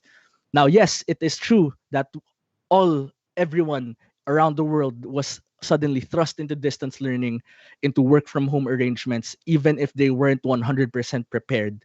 But as designers, it's our responsibility to ensure that the technology that we create doesn't negatively impact other people. In the example of Zoom, you should, as a designer, you should think up of ways where you can reduce the Zoom fatigue for certain people. no student left behind. Um, that the technology that you create should be accessible to everyone. And since UX is not restricted to digital or technology products, you need to create ways that people can participate in education without having to have their own cell phones, their own computers, and essentially having to uh, have an added burden to the students um, who cannot really afford these things. Because even though you can say that, oh, 60% of our users have a laptop, that is still 40% people who don't have a laptop. And they probably have a good reason why they're not able to afford a laptop or a cell phone. And it's your responsibility as a designer to make sure that those 40% are still included with the rest of the people. And yes, going back to my point earlier, the difference between good and bad UX can mean life or death. And in the example earlier, the difference between good and bad UX means someone being delayed because they're not able to continue their studies, or someone being able to finish their studies because they have different avenues of learning, of working from home that's not reliant on a digital or technological solution. And now here's another example. This is an example of how UX has affected lives. Over on the top left, let me read the article. Palantir admits to helping ICE deport immigrants while trying to prove it doesn't. Palantir is a company in the US that creates software that helps the immigration and customs enforcement team in the United States to deport undocumented immigrants. Imagine you're an undocumented immigrant in the US who just wanted to escape the bad conditions in your country. And then just because of your Facebook account, you get deported because they found out through your Facebook account that you live in this place. And then over here on the bottom, clunky software, the confusing UI just cost Citibank $500 million. This happened just last month. Imagine that is $500 million of the company's assets that you cannot reverse because you did not do your due diligence as a UX designer, as a UI designer. And yeah, you cost real money for other people. So it's not just life and death, it's also the money of other people. And you as the designer is responsible for preventing that from happening. And then here on the upper right, Alex Kearns died thinking he owed hundreds of thousands for stock market losses on Robinhood. His parents have sued over his suicide. Robinhood is a stock trading app in the US, and there's a mode there where you can essentially practice how to trade stocks. And the design team messed up so bad that they didn't clearly show the user that the debt that the user was in was not real money. Imagine waking up one day seeing that you're $75,000 in debt, and just to put it into perspective, $70,000 in debt is 3,641,250 pesos. Imagine waking up one day and then seeing that you have a debt like that. Like, just because the designer didn't really do their due diligence, because maybe they were chasing aesthetics or minimalism. We'll never know. But this is the impact of UX. You have to understand, as the designer, real people are affected by your design decisions. And this is the number one example. Facebook and Instagram affects lives on the daily, especially us here in the global South. For example, the Rohingya massacre in Myanmar was mainly incited because of fake news posted on Facebook. Voter manipulation and data privacy issues popped up when Cambridge Analytica was able to abuse Facebook's platform to manipulate voters. And most notably, the government, Cambridge Analytica, back in 2016, it's a known fact that the Philippines was one of their test markets for their voter manipulation and pretty much their fake news and troll initiatives. And you have to ask yourself the question: what happens when the government uses Facebook as a weapon especially in the Philippines, where you can consider that Facebook is pretty much the internet for everyone. And then here on the lower right, Bianca Devins, the teenager whose murder was exploited for clicks. Imagine people taking advantage of a bad situation, someone who was killed and posted on Instagram. People are reposting the pictures and videos just so that they can get additional followers, additional clout in their following. That's the fault of the UX design. That is the fault of the product. They did not think that through. So as I close this presentation, there are 5 things that I hope that you can remember when you talk about ethical UX and design thinking and technology in general. Number 1 is that technology and design can be used both for good and bad. This is a fact. I have already mentioned that technology, social media like Facebook, allows us to connect with each other, even in these times, especially in these times where we can't physically meet each other. We can organize events, get speakers for our events. But you also have to consider that technology can be used for bad, and it will be used for bad, especially if the system is not designed to block those bad actors. Case in point, the Cambridge Analytica hacks were because the platform did not expect that someone will do voter manipulation on their platform. Number 2, for every piece of controversial technology, there was a UX designer who was involved. And this is essentially me saying that the designer is implicit in the things that their company does. Even if let's say a Facebook designer doesn't work on the newsfeed, they are still working in an environment where they have influence over other people that might be working on the newsfeed. And the role of a designer is to always advocate for the users, even if it goes against the company, because the entire role of a designer is representing the user, to your engineering team, to your marketing team, to your business team, making sure that your company knows that no, we shouldn't do this because the user will have a bad time. Imagine if Facebook had the foresight years back to know the impact of Facebook in countries like the Philippines, in Myanmar. Maybe they would have created or designed solutions that can prevent abuse of the platform at scale and essentially mess up the democracies around the world. Number 4, your design decisions affect real people. The pixels that you push, the images that you create, and the products and technology that you create are used by real people. Going back to the elevator example and to the door example, just because you design it in a certain way and you think, oh, it looks really nice, it looks very functional, real people are going to be using that at the end of the day, and at the end of the day these real people are the ones who will tell you whether a design is good or not. Because a common saying in the UX design industry is that good design is invisible, but bad design sticks out like a sore thumb, like those examples with the elevator and the door and the microwave. Then lastly, innovation shouldn't come at a cost to other people.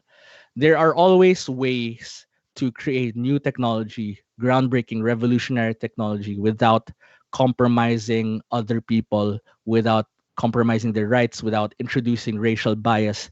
In the context of artificial intelligence systems, you do not have to take someone's job to automate their process, right? Innovation shouldn't come at a cost to other people. It should never ever affect other people negatively, because yun nga, these are real people with families, with their own experiences, with their own problems in lives, and to be replaced by a machine or a product or a solution without and essentially overnight telling you that you are obsolete and that it's your problem to find how to make yourself useful, that's a bad thing, and it really shouldn't come at a cost to other people. So yes, that's the entirety of my talk. Thank you for listening. Here are some resources to help you learn UX. My number 1 recommendation for learning about UX and design thinking and technology in general is to leverage the many different communities we have here in the Philippines.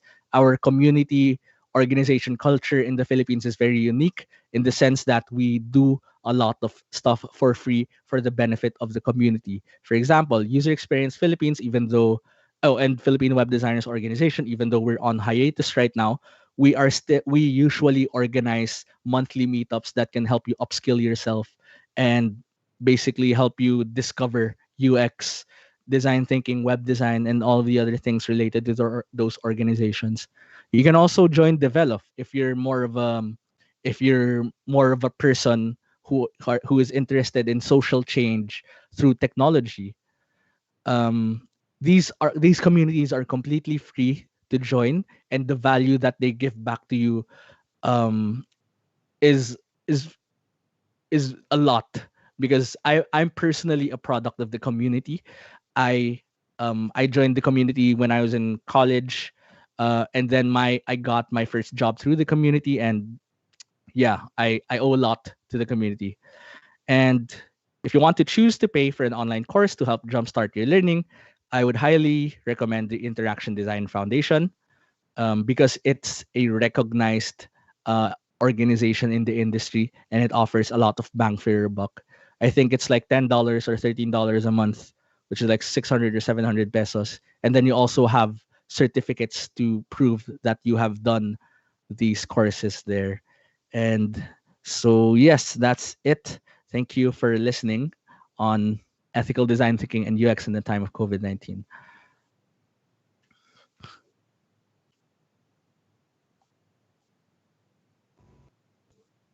Wow, thank you so much for that, Mr. Parino.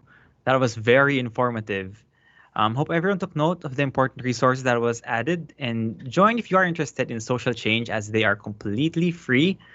Again, that's the interactiondesign.org. But before anything else, let's proceed with a Q&A session with our guest speaker. Everyone's encouraged to ask questions or advice regarding the presented topic. So feel free to drop your message on the chat box so we can assist you accordingly. I guess we could start. We have, for the first question from Mrs. Resty Aldana. So she asked, if you are a mere developer and you know that you are instructed to code something unethical, you voice it out, but management did not listen, what should be your next action? Excuse me. So that is a common concern, and I have heard a lot of stories about this exact situation from my friends, acquaintances, where they really can't do anything. Now, the thing that you have that I was not able to mention earlier is that this kind of thing really happens. When it happens, it is what it is. You can't really quit your job on the spot because you need to earn money for yourself or your family. So for these instances, even if the management does not listen, you shouldn't stop telling them that no, this is wrong. You should still keep making an effort, trying to make a change within the organization. And if ultimately they're not the type of people to really listen to you, and if they're making it a habit to create unethical practices, then maybe that company in particular is not a good fit for you. Your skills might be a fit, but at that point it becomes into a culture problem, because I personally I will not be able to work for a company that, let's say, um like a mining company that deforests the mountains here in the Philippines. I won't be able to stomach that type of work. But one thing to understand is that if you really need the money and that's your only option, you it's okay to do it. It is what it is. We are essentially kain ng sistema eh. Wala eh. That's life. So as much as possible, take the moral high ground. Always try to make change from within. But yeah, either you suck it up and keep working because you need the money, or you start looking for another company.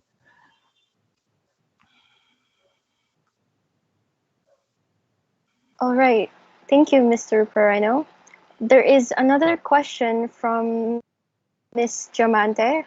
She asked, how can we apply UX and design thinking in online learning that might help to make it effective for students and help them enjoy online classes more? I'm sorry, can you repeat the question again? She asked, how can we apply UX and design thinking in online learning that might help to make it effective for students and help them enjoy online classes more? All right, so that's a very great and relevant question. What I would suggest is that you always start with the first step of the design thinking process or UX in general.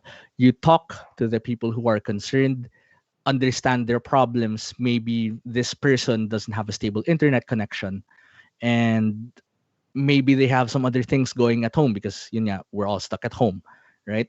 So that's usually the best place to start. Understand the pulse of your students, understand the pulse of the people who are using your service, because from there, if you have an idea of what their problems are, then you can start to propose ideas to them that, oh, maybe we could try a different class schedule to account for your slow internet or something like that. Or maybe we could use take home modules or something like that. The main thing that you have to remember is that whether if it's UX, design thinking, design sprints, or any other UX user experience related topic, the place to start is always to talk to the people and try to understand where they're coming from. Because if, for example, you ask them just out of your obligation, but you don't really care about them, essentially, hypothetically, um, then the entire premise of UX and design thinking will not work out, because you are the advocate of your user in your company, and if you can't empathize with your user, then you won't be able to create solutions that solve their problems. Yeah.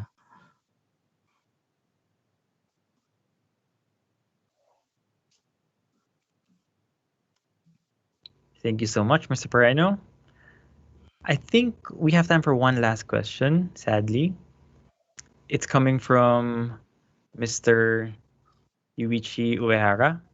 So he asked, what advice or tips can you give for a complete beginner on learning web development? Right. What advice or tips can I give for a complete beginner on learning web development? All right. So let me preface everything that I am not a web developer, at least not anymore. I started my career as a UX designer. But what really helped me when I was in college learning web development on my own was to take all of the information that you can get on the internet, but don't dive into them too much, because the thing with software development or web development in general is that it's a very opinionated space. um, Starting with the different frameworks, there are different ways of building web applications that not everyone agrees upon, because there are a lot of web developers. So yun nga, take all of the information that you can find with a grain of salt.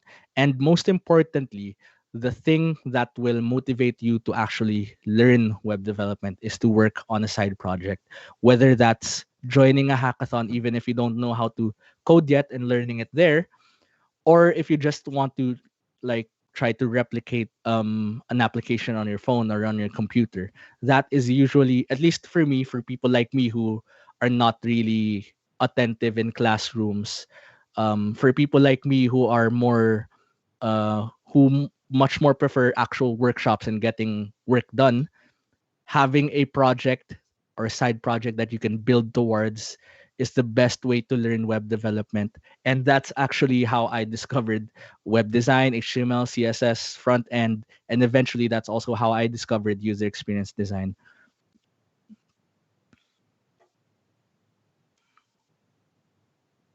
Thank you, Mr. Pereno. Do you mind for one last question? Yes, go ahead. Thank you. So there's one more question here from Mr. Ray Carlo Abacan. So he's asking, would you recommend a career in design thinking? All right. This is a very good question. Would I recommend a career in design thinking? My answer to that is that I would never recommend something that you do not have an interest in, or something that you know that you won't be enjoying. For example, it's similar to asking someone if they would recommend a work or a career in web development. If the person is just in, it doesn't really like web development, then of course, even if you recommend it to them, they won't do it. Most likely won't do it. But for design thinking in particular, there are a lot of different considerations that you have to factor in. Is number one, it's a very people focused job. My day to day involves chatting with a lot of different people and scheduling calls with potential users and stalking people on LinkedIn and sending messages to them if they're potential user. And this is not something I would recommend if a person is introverted or they are not able to perform at that kind of level, because it's a very people focused job. But there are introverts in UX, there are a lot. But if you cannot perform at that level, then maybe design thinking is not for you. But maybe a different role in user experience design might be for you, right? Because design thinking is only one part of the what you can call the user experience umbrella.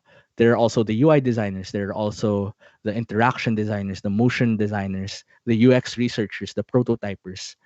So would I recommend a career in design thinking? I would say that you figure out what you really want to do first. Search up on the industry, try to attend some meetups, some workshops, try to understand what the day-to-day is for people holding design thinking workshops, and essentially have a good educated guess, or at least educate yourself first before you go head on to a career in design thinking. Because the worst thing that you can do to yourself is you go into an industry that you think, oh, this is nice, I can earn a lot of money from here, but down the line you realize that it's not really something that you like doing, and even though the money is great, you feel empty, right? That's the worst thing that could happen to a person, essentially.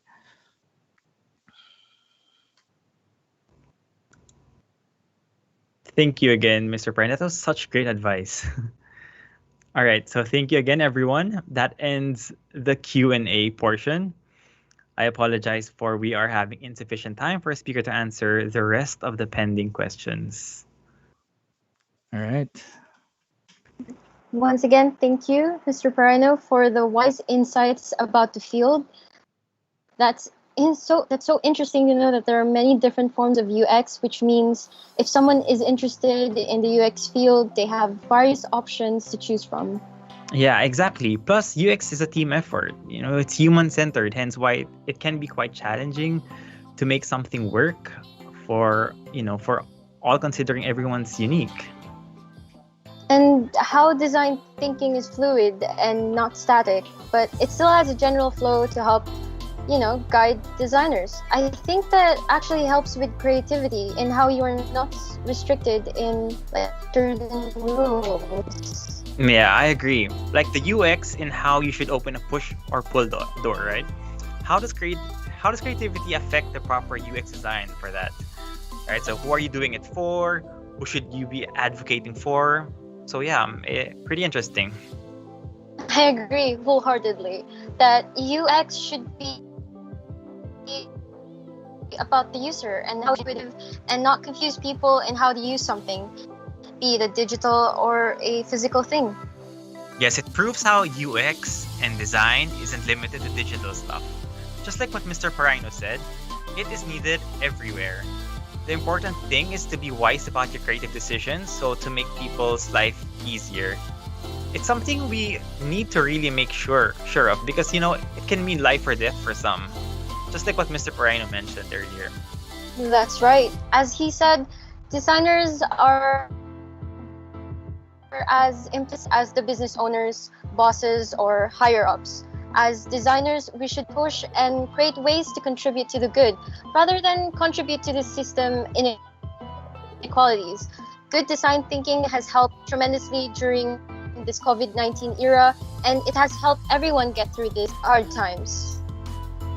Yes, exactly. Okay, we're getting a bit carried away here. So let's move on to the awarding of certificates. So as a token of our appreciation for his time and his valuable contribution, the certificate of recognition is awarded to Mr. Richard Parino for sharing their knowledge in Design the New Normal, held by FEU Alabang and FEU Institute of Technology.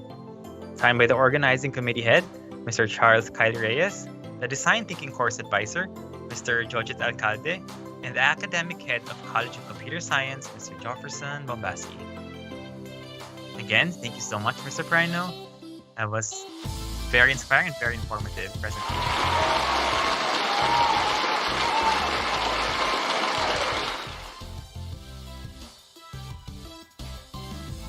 Okay, so that felt like such a long day. Okay, so we are down to our last speaker for this afternoon. Okay, so who among you feel like sometimes you're stuck on a path that you just don't feel too passionate about? Or perhaps you've made a wrong decision that is leading you to make even more questionable decisions. Well, our next speaker found himself in a similar situation where he was working in the corporate world for 16 years, until one day, he decided to focus on his own startup business, the DNA, or the D New Academy. It's a company where he's finally doing something he loves, because he's able to help individuals and companies by conducting workshops for product innovation, marketing, and visual communication. He was the creative director of the biggest retail company in the Philippines, the SM Retail, where he discovered the power of design thinking. His works include strategic design, driving organizational transformation, and human-centered visual communication, serving 32 departments and 62 branches nationwide, where he managed to deliver marketing services from his in-house creative team in just 1 year. He is the CEO of the Growth Hack Playground, an e-marketing specializing in sales funnel, social media content marketing, and chatbot for personal branding, e-commerce, and real estate. And in terms of his educational background, our guest speaker took up mechanical engineering, but later on decided to get his degree in advertising and PR at the Polytechnic University of the Philippines. He also took up design thinking at the National University of Singapore and took up his Google Design Sprint 2.0 Masterclass at AJN Smart.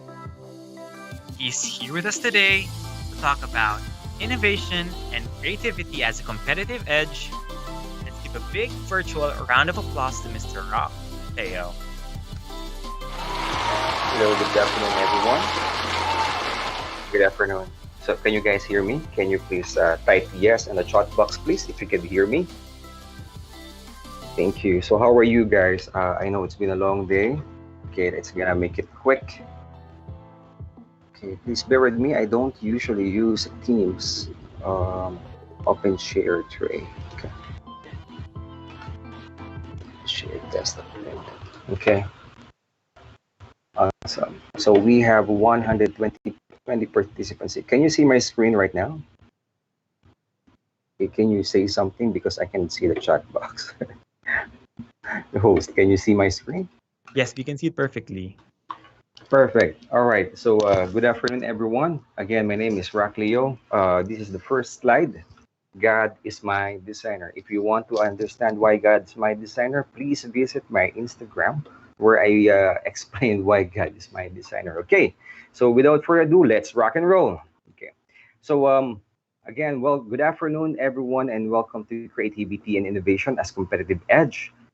In this webinar, you're gonna learn the challenges in the organization. What is the design thinking? How design thinking looks like, and how important design thinking is. Although the first two speakers already discussed what's design thinking, but let's see, in my perspective as a practitioner, what's the meaning of design thinking is. So this is my promise. By the end of this webinar, you should be able to discover the power of design thinking.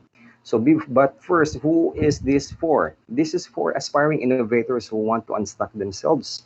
And this is for the students and professionals who are looking to complement their the other skills, and also for the innovators who are tired and hard selling and want to generate massive sales and revenues. Also, this is for students and professionals who want to reach more clients and make more impact, whether professionally or personally.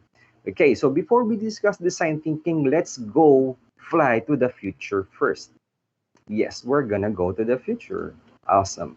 Okay, little did we know that we are already at the fourth industrial revolution. But before we go and discuss to you what's the fourth industrial revolution, let me share to you when is the first, second, and third industrial revolution.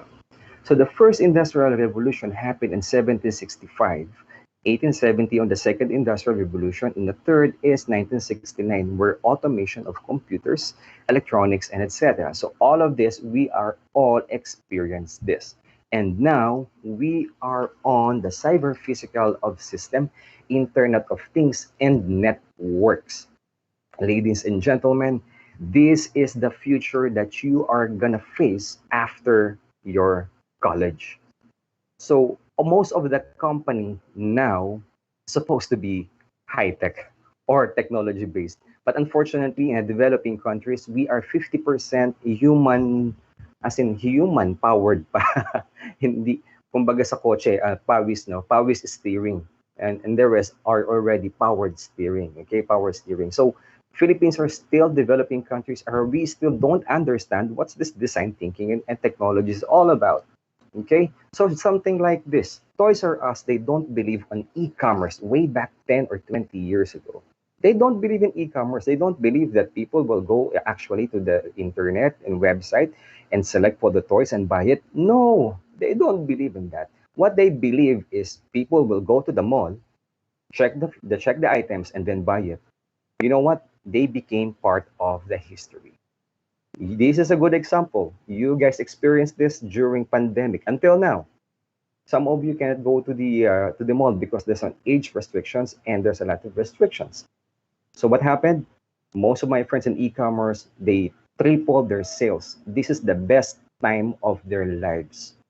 Some of my friends are 25 years old. They're earning multi-million monthly selling items via e-commerce. And Toys R Us is part of the history. But I think Target is trying to acquire them and buying some of their shares and trying to revive the Toys R Us.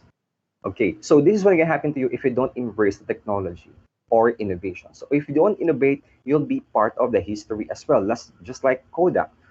Try, ladies and gentlemen, try to look at the baol ng parents nyo o ng lola nyo. You will still find a Kodak in there.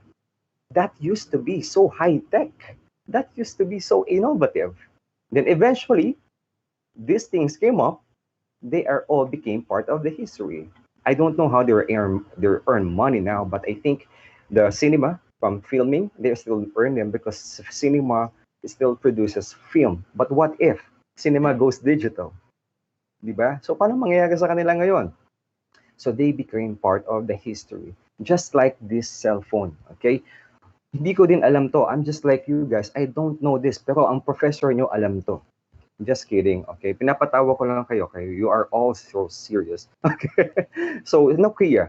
Okay, I have 3 Nokias in my life, and I'm so excited, but I'm bragging about all of these Nokias. And then they became part of the history nung dumating si Blueberry, and then totally wiped out when iPhone came. Boom. So what happened? We thought this technology is already innovative, and then they forgot to innovate, or they don't know how to innovate. That's why they became part of the history. They're trying to go back in the sphere or in the circle of technology, pero people don't accept them anymore. iPhone now is the number 1 technology phone, and the next Samsung, and then Huawei. So this is gonna be the future. Whatever you're holding right now, the smartphone that you're holding, I know you're multitasking. You're not listening to me. Look at this. What you're holding now will be an obsolete in the near future. In fact, next year, obsolete na yan because we have a new model. That's how fast our technology is. So look at this, guys. I want you to observe this. 1400, no? This is the first industrial revolution. At anong dinevelop nila? printing press. They developed printing press for what? They developed printing press para mag-print ng Bible. So after 200 years, na-develop ang telescope. So after 150 years, steam engine. After 50 years, telegraph. After 50 years, light bulb. After 50 years, telephone. After 50 years, car. After 100 years, man on the moon. After 100 years, microprocessor. And then so on and so on and so forth. Have you guys noticed this? Nagkakadikit-dikit na. Since 2000, this is the splurge, no, of the technology, and masyadong condensed na. So what more, 2 years or 3 years from now, when you graduate, sandamakmak na ng mga technology out there. So if you don't upgrade yourself, you will be obsolete. That's the relevance of design thinking in our lives. So look at this, guys. Look at this. You're not graduated yet, but some of you are already professionals. Came from World Economic Forum. In 2015, look at this. These are the top skills, no, that needed in each organizations. Complex problem solving, coordinating with others, and the 10th position is creativity. But I want you to observe this. Creativity jumps to the 3rd position.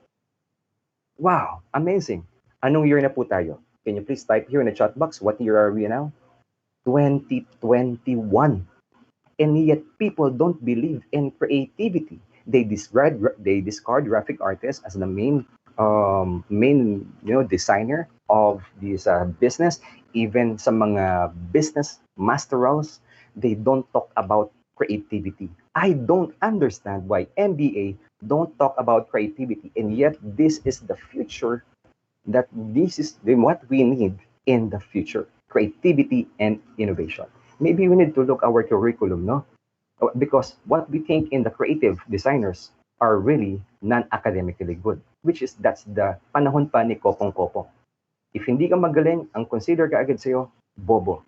Pag artist ka, ang sasabihin sa'yo, you're not academically good. Pero if you're academically good, they have a good chance, no? They can see your future. Pero pag creatives ka, they can't see your future. Artist yan, magdududol lang yan. So walang future yan. Pero you know what, guys? All the designers here, sino mga designers po ito? Sino mga nag-graphic design? Sino mga nagdududol? Can you please type it here in the chat box, please? Yeah. You need to introduce yourself now because you are highly relevant in the future. Okay, so that's the future, guys. Let's now go back to the present. We have a lot of challenges happening in the office. You are still in the university, but you are now experiencing this. So most of us, these are the challenges that we often work toward unclear goals and programs and branding changes repeatedly. Diba? Parang, okay, may project kayo. O, pinagawa ng professor. This is your project. Okay po, ano pong gagawin? Did you see the objective? Ayan po. So, ano gagawin po natin? Ano gagawin natin? Sabi ni Prof, gawin natin to. So, we don't know what to do because unclear goals. And then, there's a lack of real data on which to base business decisions. Instead, it's relying on endless internal discussions. This is normal. Most of us, no, in a brainstorming session, na-experience ko na yan. Madali lang yan. Madali. Ko. Diyan ako kaya nakilala. Sobrang galing ko dyan. Sige, saan base yung stats mo? No? Saan base yung data na sinasabi mo? And then we have a pressure to be innovative, and yet we don't know how to start. Imagine, guys, estudyante pa lang kayo, nakikita nyo na itong challenges. What more? After graduations, may encounter nyo to sa office. Okay, I want you to be innovative. Ano pong innovative po? Gawa mo ng idea. Boss, can you please teach me? Fresh grad pa lang po, okay. Okay, 6 months, and then look for another job. Okay, and then project cycles run too long. These cause our teams lose their enthusiasm and focus. Have you experienced this in school? You've been doing a lot of projects and then ang tagal na niya, pag nag-meet kayo, ano nga ba pinag-usapan natin? Ano mga ba to? So what more in the office setup? This is really happening in the office. Ang daming projects na 6 months na, 4 months na, 3 months na hindi pa rin tapos. Why? Because everybody wants it perfect. Yes, you heard it right. And then also, we made decisions of what we think we know.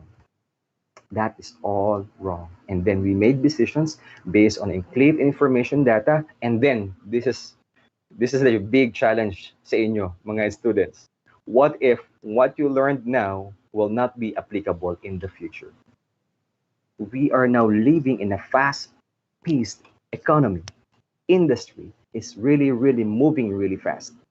I became a part-time professor in a particular university, and then nakita ko yung module nila, same pa din na module when I was way back in college. That was when? 15, 20 years ago. And I told my students, oh my goodness, this is my curriculum way back 20 years. And then nakatingin sa akin yung estudyante, sir, anyway, sige, they just follow the curriculum and I will teach you design thinking. Yay! So, tigawan yung mga kids. Okay, so this is what we see, no? In every project that we encounter, we see it this way. We thought it's linear. Project, madali lang yan. Point A to point B. Sus, nagawa ko na yan. But you know what? If you don't have process, it's gonna be like this. It's really messy. Parang, ano next step? Basta gawin nyo to. Next step? Di ko alam. But if you have process in your mind, you understand it's gonna be messy in the beginning, but you will have a happy face with a heart in your eyes at the end. That's because you have a design thinking process in your DNA. So this is what happens in every project, no? This is the idea. So idea, build, launch, and data. But we tend not to prolong the production. That's why we take in so much in building, and some of the organizations is really taking so much in building, in which what we need is just the idea and data. Yan lang po ang kailangan natin. So don't be scared in implementing your ideas right away. There is no such thing as perfect. Wala pong perfect. Wala po. Everything is WIP. What is WIP? Work in progress. So lahat ng project na ginawa nyo, everything is work in progress. Lahat yan work in progress. Even you are still work in progress. So this is how design thinking plus design sprint pa from Google. Ito ang ituturo ko sa inyo sa loob ng what I'm left for me, 27 minutes. Okay? So what is design thinking? The speaker 1 and 2, they define design thinking. So let me, in the third time, no, parang awa nyo na, maintindihan nyo what is design thinking. Okay? So design thinking is correctly identifying the problem and coming up with solution that meets human needs. It begins in developing and understanding people and ends a solution that's really tailored for them. Wait, watch this. I highlighted that meets human needs. Yes, your product should meet the human's needs. Ang problema po kasi sa atin, no? We are so passionate about our product and we forget to connect to our customer. We forget to connect to our clients. Ang ganda ng naisip ko. This is the next Uber. Ooh, this is the next Facebook. Magiging next Tesla ako. And then, pagka-launch mo, walang bumili. Why? Because there's no human in your product, in your service that you created. You should consider them first. Understand their pain points. If you understand the pain points and then start doing a product or service. Now, if you think design thinking is only for graphic designer, I'm sorry po. Hindi porket creative director ako, nagsasalita ako sa inyo because this is my forte. No, this is not for designers. This is for everyone. And if you think design thinking is a tech-based solutions, I'm sorry. I did a lot of design thinking to a company, and some of them, and most of them are not tech-based solutions. And if you think design thinking is linear, no, it's not linear. Same as explained from our previous speaker. It's non-linear. Ibig sabihin, you can go back and then bumalik kayo ulit. Okay? Bumalik kayo ulit. Pwede. Hindi siya masama. Hindi siya parang, nasa second step ka na, move forward na tayo. Hindi po. You can go back. If you don't feel that's right, you can go back from the step 1. So what is design thinking? Design thinking, this is how designer thinks. Sino po ulit mga graphic designer dito? Have you experienced naggawa ka ng design, pinarevise ka ulit? Tapos hindi nagustuhan, pinarevise ka ulit? Pinarevise ko. Teka lang. Events na bukas, pinarevise pa din ng poster? Yes, that is design thinking. This is a never-ending revisions. Have you noticed that your smartphone and iOS is asking you for another version. Download it now, and they will give you another version. That is the revisions. Kaya sinabi ko kanina, this is a never-ending iteration. Kaya simulan mo na. Simulan mo na, di ba? Kung hindi, kailan ka pa magsisimula? Na pag-iwanan ka na ng other competition. Design thinking is a mindset where you put, this is a productivity tool, this is the art of problem solving and decision making. This is the best problem solving and decision making. And design thinking is a perspective where you put human in the center of every process. Pag nag-isip ka ng product, put human in it. Pag nag-isip ka ng font, think about human. Pag nag-isip ka ng UX and UI, put human in the center. Always human. Kasi pag pinilagay mo sarili mo, ang tawag sa'yo, self-centered. Tama, okay? But if you know or if you learn some other methodologies in the future, design thinking is like a glue to other methodologies. It complements to Lean Six Sigma, Kaizen, whatever process that you have, it complements. So this is the skills that you need to develop now, because we are in the future. We are in the fourth industrial revolution. So saan po natin magagamit ang design thinking? You can use this for startup, SMEs, product innovation, social innovation, visual communication, customer experience innovation, architects, interior design innovation, employee design thinking, lab business innovation, etc., etc. Almost everything you can apply design thinking. Hindi lang po sa technology na pinag-aaralan nyo. I have a book about this. Hindi ko lang siya matapos. I don't have time. Pero I will definitely connect with you guys once I finish with that book. And that's how that's how I set up my own business. Okay, this is not about my story, but I want to teach you the design thinking and how powerful design thinking is. So who are the companies using this? Google lang naman. IDEO, Nike, Apple, Coke, IBM, Lego, Baker McKinsey, GNE, Airbnb, Infosys, Virgin, etc., etc. So you can Google right now design-led companies, and these design-led companies are using innovation technology or innovation method, and one of them is design thinking methodology. Sa Philippines, I don't know, because Filipinos are colonial mentality. Colonial mentality po tayo. Kapag hindi uso, kapag hindi ginamit ng majority, hindi natin gagamitin.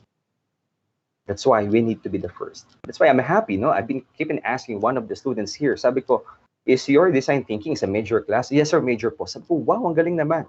Because you guys made the first step. And these struggles, this hiccup is part of the areas that you need to improve. Explain sa inyo later, no? Because all of us, we want to be successful. This is what we taught in school. Laging sinasabi, oh, ang dami mong mali, ang dami mong mali. So ikaw, mafe-feel depressed ka. Grabe naman mali ko. Pwede bang mistake lang? Pareho lang yun, di ba? So objective kasi na tinuturo sa atin, even our parents, to be successful. Oh, mag-aral ka na maigi ha. Kasi pag nag-aral ka maigi, makakahanap ka ng magandang trabaho. Okay, and then what? You're gonna be slave forever. Di ba? Corporate slave ka forever. You're gonna go into the rat race. And it's a never-ending story, di ba? Ang dami na yan. Majority of us wanted to be successful. But you know what? Failure is part of the equation. So don't be scared or don't be afraid na magkamali. Pag sinabi nila, eto ka, no? Hindi, batugan ka, lagi kang hindi gumigising ng maaga, ang papangit ang design mo, hindi ka nakikinig sa teacher, wala ka maintindihan, ganito, katuwing nanonood tayo ng movie, tanong, sabay naman tayo nanonood, di ba? Pag sinabihan ka ng ganun, it doesn't mean, no, that's your reality. It means those are the areas that you need to improve. I have more failure than success. Hindi po ako magiging creative director kung hindi po ako nilait-lait ng mga taong nakatrabaho ko since I was graphic artist all the way up to become a creative director. And you know what? I am thankful because every failure is part of the equation of the success. And this is what I believe. Fail fast so you can fix the problem fast. Yes. So pag sinabi nila sa ito, Cleo, Okay, I'm gonna share to you one story. No, one story lang about what happened to me way back when I was in a corporate. Sinabihan ako ng boss ko, Cleo, 5 things, ha? 5 things. Ato, blah, blah, blah, blah, blah, blah. Yung leadership mo, yung mga tao mo, hindi na creative, etc. Alam mo yun, yung feeling ko, nandoon ako sa table, closed door meeting yun na, closed door meeting. Doon ako sa side chair niya, and then nasa table yung boss ko, yung nagagalit siya. Imagine ko, imagine this like an anime, lumalabas yung pangil niya, yung sungay, buntot niya, tapos namumula siya. Tapos ako nandiliit, ganoon yung nararamdaman ko. And then, ano, Cleo? Oh, ma'am, thank you. What? For everything you told me. Thank you? Yes, ma'am, thank you. Because you're telling me the areas that I need to improve. Wow. Boom. Pang Miss Universe ang answer. Diba? Labas ako sa pinto with proud pa. Pero sa isip ko, naku, 5 points. Paano ko gagawin yan? So from there, I look at the 5 points and dinevelop ko siya in 1 month and then done. Wala na siyang masabi sa akin. So after I resigned, kinuha pa niya ako as a consultant sa Walter Mart department store. And sinabi ko, Ma'am, why did you get me as a consultant, brand consultants of this, one of the biggest retail company in the Philippines? Sabi niya, you know what? Because you look at the problem differently. That's what I like about you. Sabi ko, wow, thank you po. So I became a consultant for 3 months at the Walter Mart Retails, and the rest is history. Okay? So guys, this is what I want to tell you. Failure is always a fertilizer of success. So don't be scared to fail. In fact, you're a student right now. Your objective is to fail. Huwag naman intentional, no? Binagsak mo yung grades mo. Sabi kasi ni Coach Rock Leo, bagsak ko daw eh. Hindi, huwag intentional. That's a different story. Baka mamaya magalit yung professor niya sa akin. Coach Rock Leo, sabi mo kasi mag-fail sila, lahat sila fail. Ay, di good. Those are the areas that need to improve. Alin? Eh, nakikinig sila sa mali. No? So at any rate, you guys need to look at it this way. Okay? Pag sinabihan ko ni professor nyo, ganyan, because all your professors are working hard, no, for you guys to understand the subjects that they are trying to teach.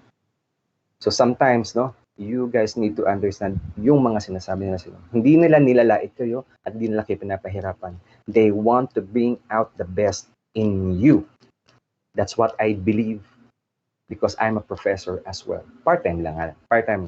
Okay? So look at this. So they haven't failed, but they found 10,000 solutions that don't work. Who says this? It's Thomas Edison. Imagine that. Probably 10,001. Doon niya lang naisip yung, tadan! See? So again, guys, you don't have to be afraid to fail. And now let's jump into the 5 phases of design thinking. This is the most interesting. So I've been observing the speakers kanina. They were able to discuss the 5 phases of design thinking. And then now, let's go into some of that details, no, for you guys to really understand the 5 phases on how to use this para pagdating sa ideathon nyo, kick-ass kayong lahat. All right? Ready? Okay. The first phase of design thinking is empathy. So everybody, please type empathy in the chat box, please. Empathy. Very good. Please type empathy in the chat box. Thank you. So empathy in Tagalog is malasakit. Okay? Dapat may malasakit ka sa ibang tao. Empathy is the cornerstone of design thinking because we put human in each processes. Again, we are so passionate with our product. We are so passionate with our service and hindi natin alam na we're not connecting to the customer. Wala naman may gusto niyan. Ba't mo pinipilit? Ikaw lang pala. So the way to do it, you have to understand the persona or the behavior of your client, of your customer. Okay? So, because this empathy, it starts with human, it's understanding the user, and it's all about them. It's not about you. It's not about the product. It's not because you graduated with the flying colors. It's not about you. The world, the people, the customer, they don't care about where you came from. What they care about is what will you offer to them. Anong maitutulong mo sa akin? That's what they care about. And then empathy has three types of empathy. Okay, I want to pinpoint or to discuss more on the empathy because this is the cornerstone of design thinking. Okay, so empathy is the ability to understand and share the feelings of others. Parang ganito yan. Sir, Ganyan po nararamdaman ko ngayon. Why? Because I have an empathy. I became a student once, di ba? I became a student once. That's why I have an empathy. So these are the types of empathy. First is feel. Okay? Ito yung emotional empathy. Literally feel others person's emotion, the somatic or physical connections. Ito yung, "Oh, grabe, ang bagsak ka. I feel you, besh. I feel you, besh. Grabe ka." Oo. Bakit? Bagsak din ako. Ganun siya, di ba? So that's empathy, no? Emotional empathy. And there's another type of empathy is think, no? Cognitive empathy. This is a capacity to understand others' perspective or mental state, or sometimes they call it perspective talking or theory of mind. Parang, bakit ko siya napilay? Grabe, I want to help the situation, no? I want to help, but my situation isn't the same. Okay? May empathy ka in your cognitive empathy. Okay? The next type of empathy is called think cognitive empathy. Okay? So, oh, sorry. This is action. Okay. Correction. No, I'm just gonna. Okay. This is action. So, action empathy is you take actions from what you feel about this person. That's what you call action. Sorry for that. I'm just gonna correct this. I'm gonna give you a real good copy for this one. So, as action empathy is something like, oh, nahihirapan ka. Pare, eto, alam ko nahihirapan ka. Oh, mangopya ka na lang. Alam ko naman talagang wala kang alam eh. Di ba? That's empathy, hindi siya sarcasm, no? But in your words, parang alam ko, nararamdaman mo na wala siyang may tutulong ka sa kanya. So you take an action to help them. So that's what you call you and me and we, no? This is empathy. Okay? It's not about you, it's about them. So again, if you're going back to ideations, I want you guys to look at what's in it for them. So, alam ko may pinag-usapan na kayo mga products that you guys created, but you need to step back. What's in it for them? Ito ba ang produkto na makakasagot sa kahirapan nila? Is this the product that's gonna be the answer, the solution, or what they are having now? Is this a product or service that you're going to put this person from point A to point B? It's all about them. It's not about you. Now, Sir Cleo, Sir Rock, is there a formula on how to understand them? I'm sorry, no. There is no secret sauce to do this. You have to listen, you have to immerse yourself, you have to observe or converse with them if you can. That is understanding the persona of your customer. And that is empathy. Next is define. Everybody, please type define in the chat box, please. Define. Thank you. Okay, so we're gonna play, no? We're gonna play. After this, we're gonna play, okay? So in define, this is the ability to look for the gaps. Okay, ability to look for the gaps. Don't worry, I will help you to understand this. By the way, host, are you still there? Can you hear me? Do you have Yes, we hear you. We I think we lost access to the visuals. Okay, yun nga The eh. That's why, presentation. that's why I'm asking again, no? I stop sharing ko. And how about the audio? If I share this, is the audio gonna play automatically? We could try. Sige. I'm gonna play a video. So can you see my screen now? Yes, we can see it. Okay, so step back lang for a little bit. Define, okay? So does everybody type define in the chat box? Great, thank you. Okay, so define is ability to look for the gaps. By the way, since I don't have a monitor here, host, if you could help me, just speak up and let me know if you can still see if my slides are moving or not. Okay, I appreciate that. Okay, awesome. So let's play. Everybody's ready? Can you please type yes in the chat box, or if you are ready to play, say yes. Yes. Woohoo! Let's play. Masyado kayong seryoso eh. Maglaro muna tayo. Okay, so let us play. Awesome. Okay, in this video, I know you're multitasking right now, but I want you to have your full attention here because this video is called awareness test. It's not gonna last long, okay? Ano lang to, mga less than a minute, right? So this in the video starts now.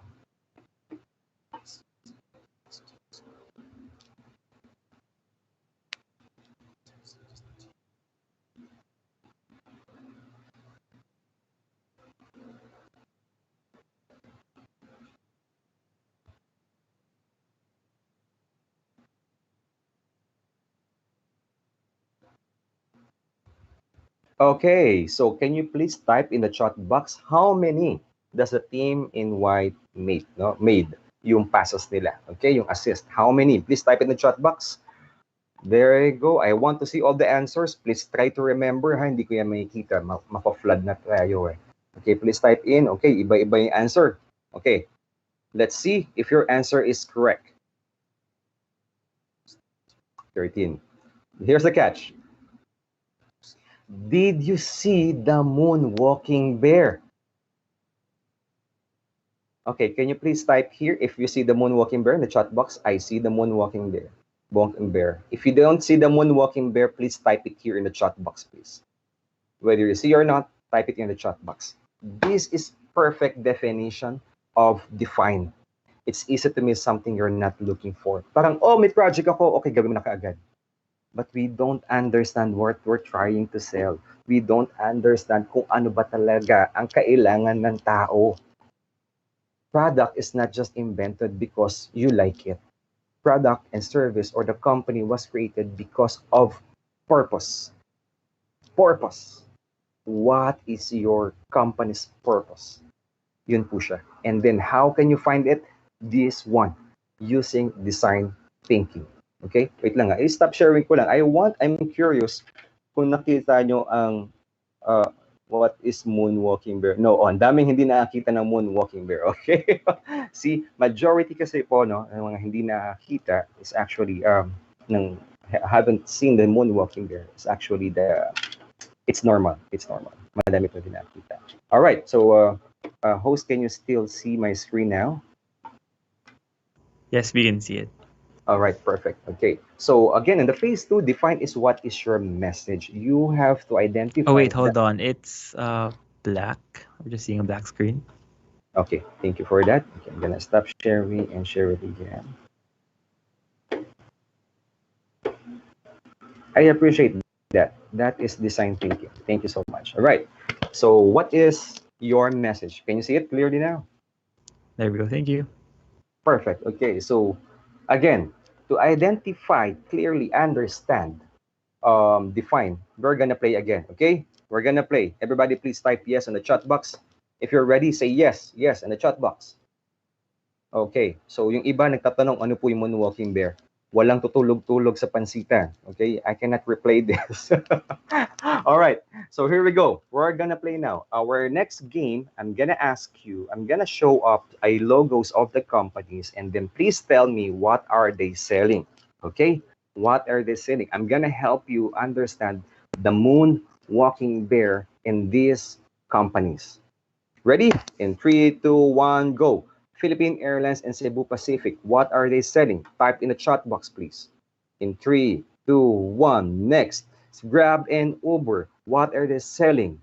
Type in the chat box, please. In 3, 2, 1. Let's try to remember your answer, ha? Mapa-flood tayo niyan.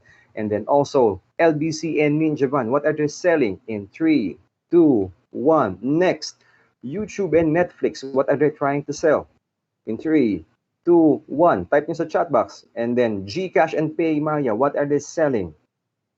In 3, 2, 1. Okay, type in the chat box. And the answer, okay, that's stop. Stop na. Let's now figure out the answer.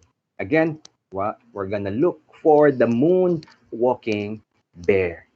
So Philippine Airlines and Cebu Pacific have the same airplane, guys. Pareho lang aeroplano nila. They have same Boeing models. They have the same business. So what makes them different from each other? What makes them different from each other is the experience, relationships, and comfort. Just like McDo and Jollibee. Hello, punta ka sa McDo, may lahat ng ino-offer nila, may offer sila. Lahat ng milk tea, may ino-offer sila. So what make them different, no, from other services or product? This is it. This is the moonwalking bear. So Grab and Uber, they have the same business model.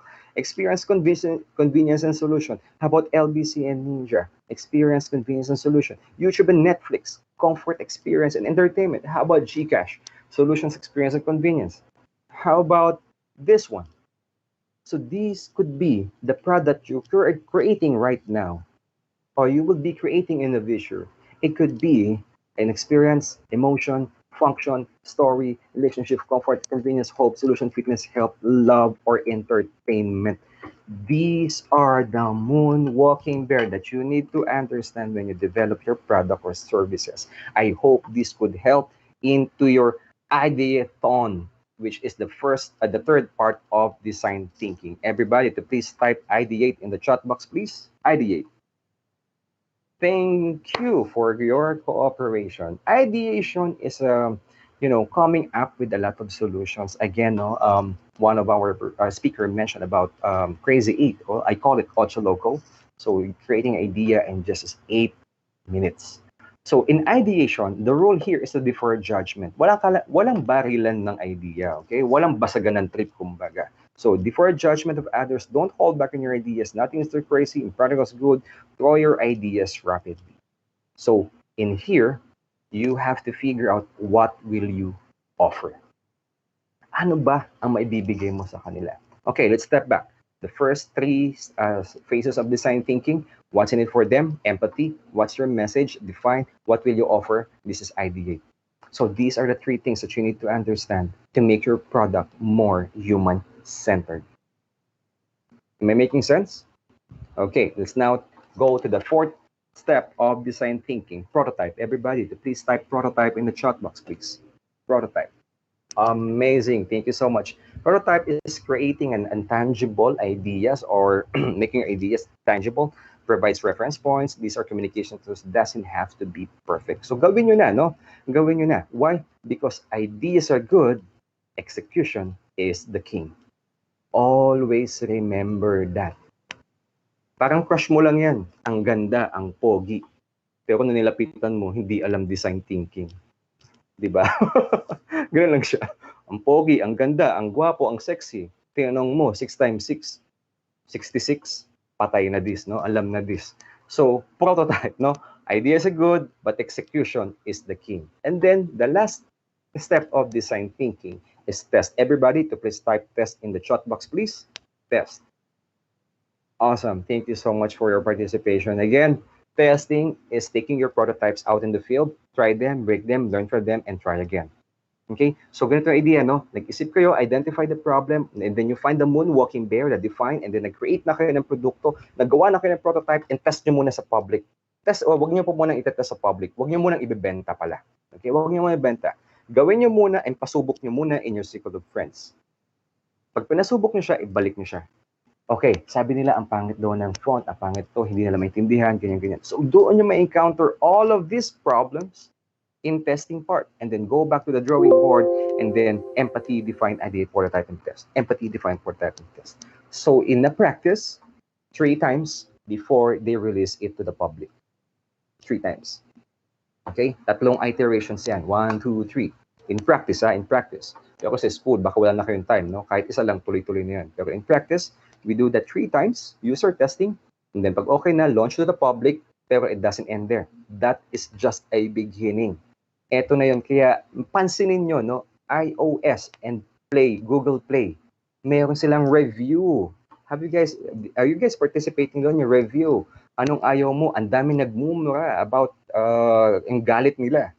Pero you know what? Those are all valuables. Kasi from there, nakakapag-create sila ng panibagong version of their technology. So paganda yung technology nila. Huwag kang kabahan sa mga complaints na nare-receive mo. Huwag kang kabahan sa mga complaints na makukuha mo from your product. Kabahan ka kapag walang sinabi na masama about your product. Because that's the end of your business. Am I making sense? Can you please type yes here in the chat box, please, if I'm making sense? Thank you so much. All right. So again, design thinking is a goal-oriented. We begin in end in mind. So before you start your ideathon, isipin nyo kaagad, what is our goal, guys? What's our goal? Isipin nyo kaagad yung goal nyo. Okay? Look at the big picture. Ano ba ang gusto nyong mangyari? Because if you don't understand what you're gonna happen, what you want to do, or what you want to achieve, saan kayo pupunta? Parang buhay lang yan. If you don't know what is your future, and if you don't visualize your future, you're gonna end up living day by day. Blind. Hindi mo alam kung saan ka. Uy, nag-apply sila doon sa call center. Sige, apply din ako. Uy, nag-apply sila, web designer. Doon din ako. Uy, nag-asawa na siya. Asawa na rin ako. Di ba? Parang, hey, wake up. You need to figure out your future. Same din sa app. Ano bang tinatanong ng app? If you're using Grab or Angkas, where are you going? Ganun din po, you have to ask yourself, your team in Ideathon, saan ba ito pupunta? And even ask yourself, what is your future destination? Okay? So guys, this is the design thinking 101. Creativity and innovation is the competitive edge in the future. You have to future proof yourself. Future proof yourself. Because the future is now. If you don't innovate, you will die. Wow, sorry, hindi man lang ER. Ganun din yun, ilang minutes patay ka na din, di ba? So, innovate or die. Thank you, ladies and gentlemen. My name is Rack Leo. I'm a design thinking expert. I'm a certified Google Design Sprint Master. I'm a visual communication expert, brand communication expert, growth hack marketing expert, certified production innovation customer experience, creative director, and entrepreneur. You can follow me at Instagram, Facebook, and LinkedIn at Rackleo and Rackleo311 for Instagram. And then I'm an Anvil Awardee 2018 and 2019, top 100 Filipinos to follow at LinkedIn by giving inspirations at 2020, last year 2020. And last year as well, I was awarded top Filipinos to follow on LinkedIn by giving career advice. And then last year, in God's grace, I was awarded as a top trainer and facilitator for creative innovations in the Philippines.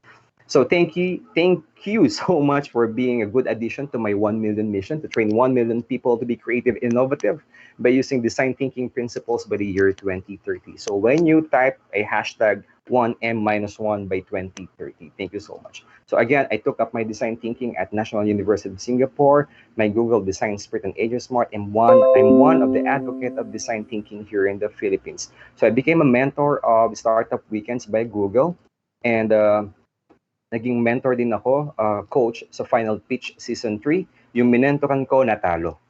Just kidding. Nanalo po sila. Ito po, AFH Mom. Try to look at AFH Mom. They are the biggest mommies organizations in the Philippines. And natulungan ko po sila by using design thinking. And I facilitated workshop of design thinking imagine, pandemic, ha? I rose my, dumaas yung workshops ko in-house and Publix, and then strategic planning, innovations, and keynote speaking. This is keynote speaking, okay? So that's why you guys are good addition. Ito lang, ha? Give you an idea. Isa lang po akong hamak na graphic artist na naging creative director, and now I'm helping companies to strategically innovate their business. I didn't imagine this. That's why God is my designer.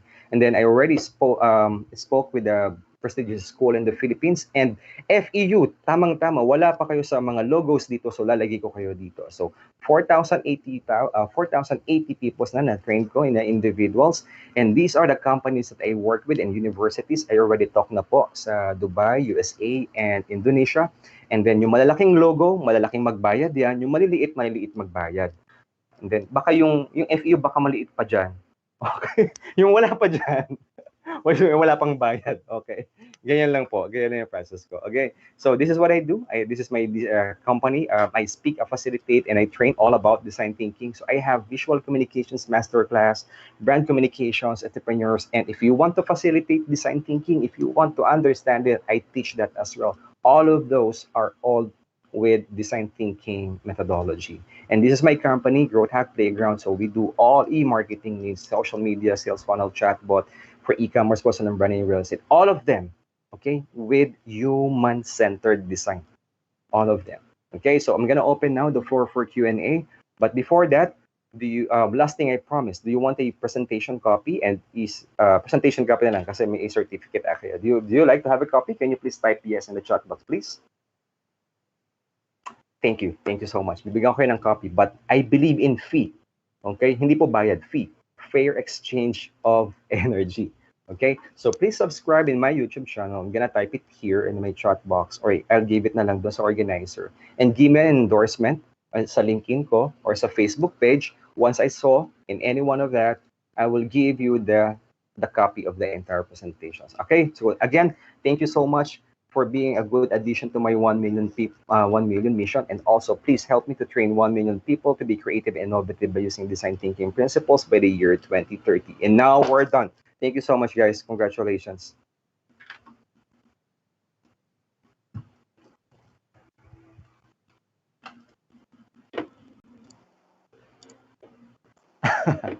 I like the GIF of Aaron. This is nice, Aaron. That's Mr. rock. Rockleo, thank you so much for that fun and engaging presentation. Now You're we are most going welcome. to have a short Q&A session with Mr. Cleo. So if you have questions that you want to ask our guest speaker, just send your message in the chat box so we can assist you.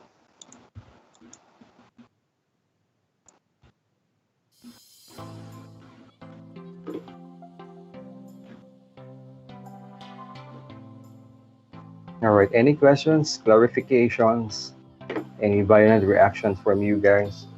I'll be glad to accept it.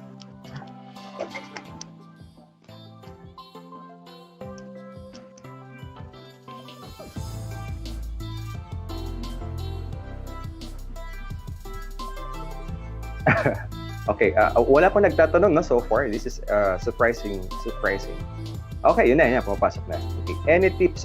Ako na ba magbabasa, host o ikaw? Sorry.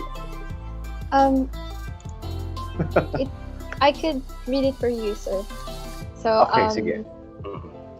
Mrs. Resty Aldana asked, any tips on how to find that running man bear?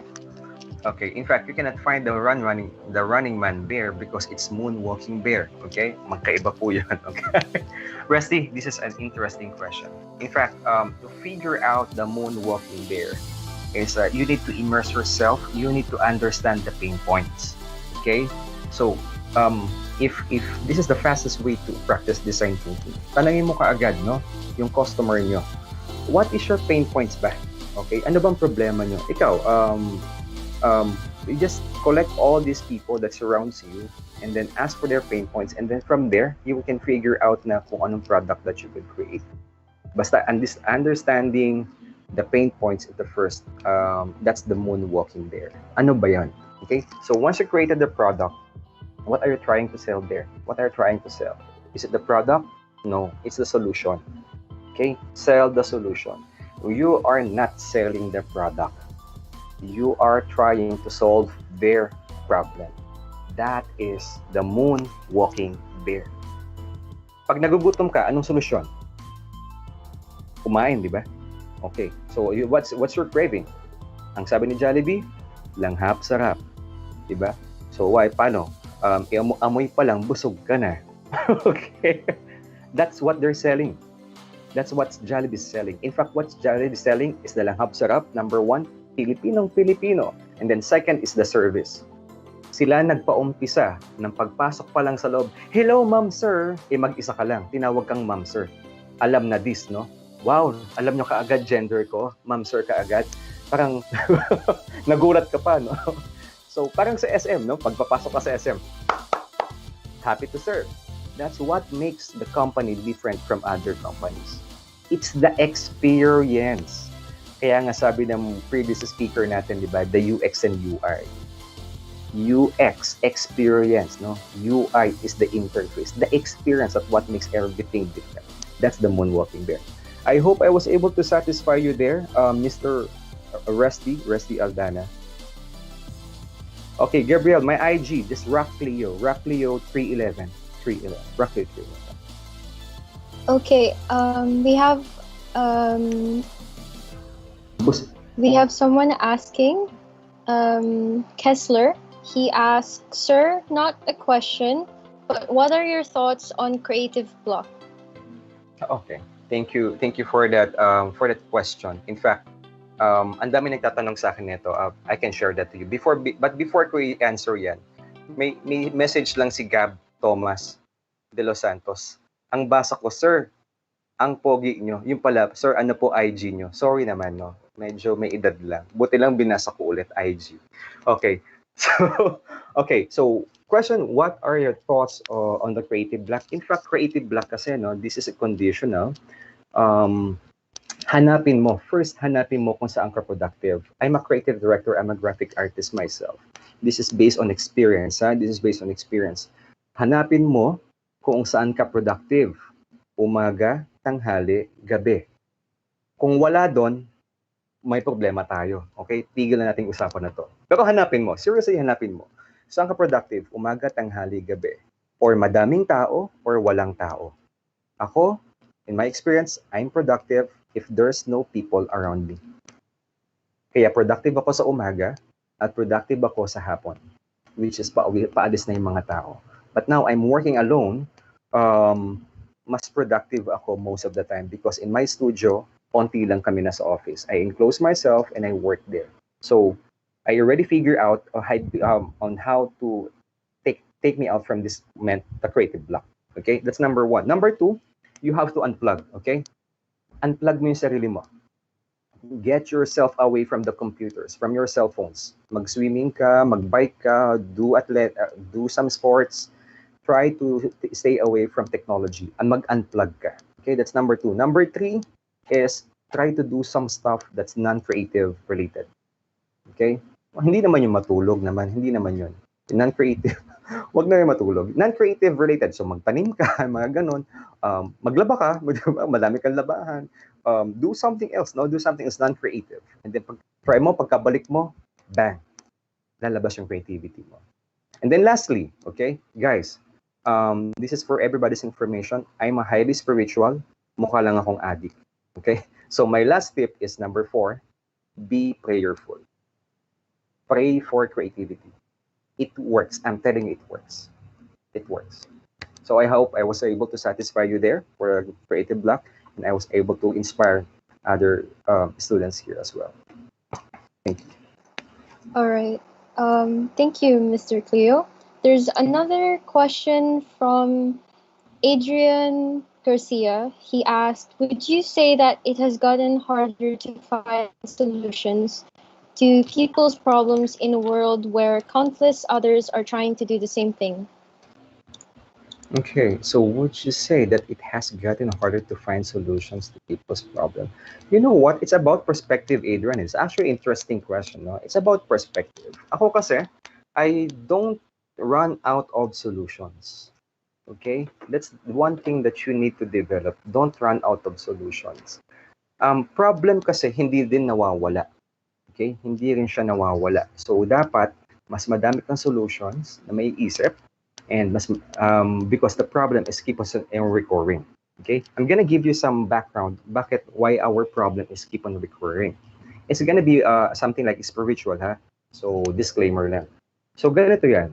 God is giving us challenges. If God gave you some challenge and you didn't overcome that to become your strength, ibibigay niya ulit sa iyo yan.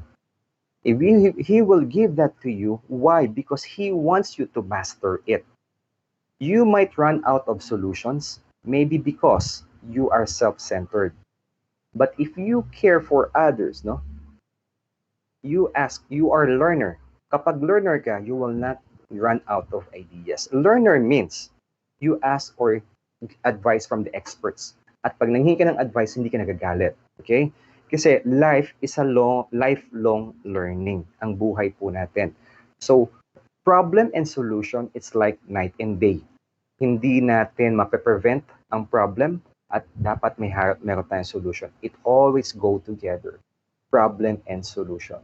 Now, to make your life easier pa, design thinking is the art of problem solving and decision making. So now, understanding design thinking, hindi ka nakakabahan magkaroon ng problema. In fact, every time na may problem ka, mag-i-smile ka na lang. Why? Because this is the area that you need to improve. Yun po yun. I hope I was able to satisfy you there, Adrian. If not, please message me. Yeah, let's talk. I can elaborate that to you. Thank you so much. All right. Another question from Angelica Ontuka. She asked, how do we make sure we aren't consumed with failure when we don't see how it should be fueling us? Okay. This is actually intriguing questions, no? Actually, Angelica, no, we are living in a world na think positive, you attract positive, you think positive, etc., etc. But you know what? I'm living in my life, I'm living of fear, and failures, all of this are all behind me. Takot po ako. Okay, sabi nga nila, negative thinker ka ba? No. I'm an optimistic. But pag hindi ko ginawa ito, I will fail. So fail yourself forward, my dear Angelica. Fail yourself forward, not backwards. Kasi pag nag-fail ka, you will fall into this trap. This is what people want to see to you. You fail. Okay? So you will not consumed by failures. It's your mindset that tells you that you are a negative thinker. Imagine this, guys. This is what I do to my coaching. 80% of people, 80% of negativity, hindi po galing sa people surrounds us. 80% of negativity came from you. Ang number one na nega sa buhay mo ay ikaw. Hindi po yung kaibigan mo. Mukha lang siyang nega, no? Nega. Pero hindi talaga siya nega. Feeling mo lang nega siya. Ikaw po, ikaw ang nag-iisip. So, you are not consumed. Again, change your mindset. This consumed, no? If this failure helps you to move forward, I think this is what I call fail fast, so you can you can fix your problem fast. I hope I was able to satisfy you there, Angelica. And again, if you want more clarification, please message me. I will be glad to help to understand it.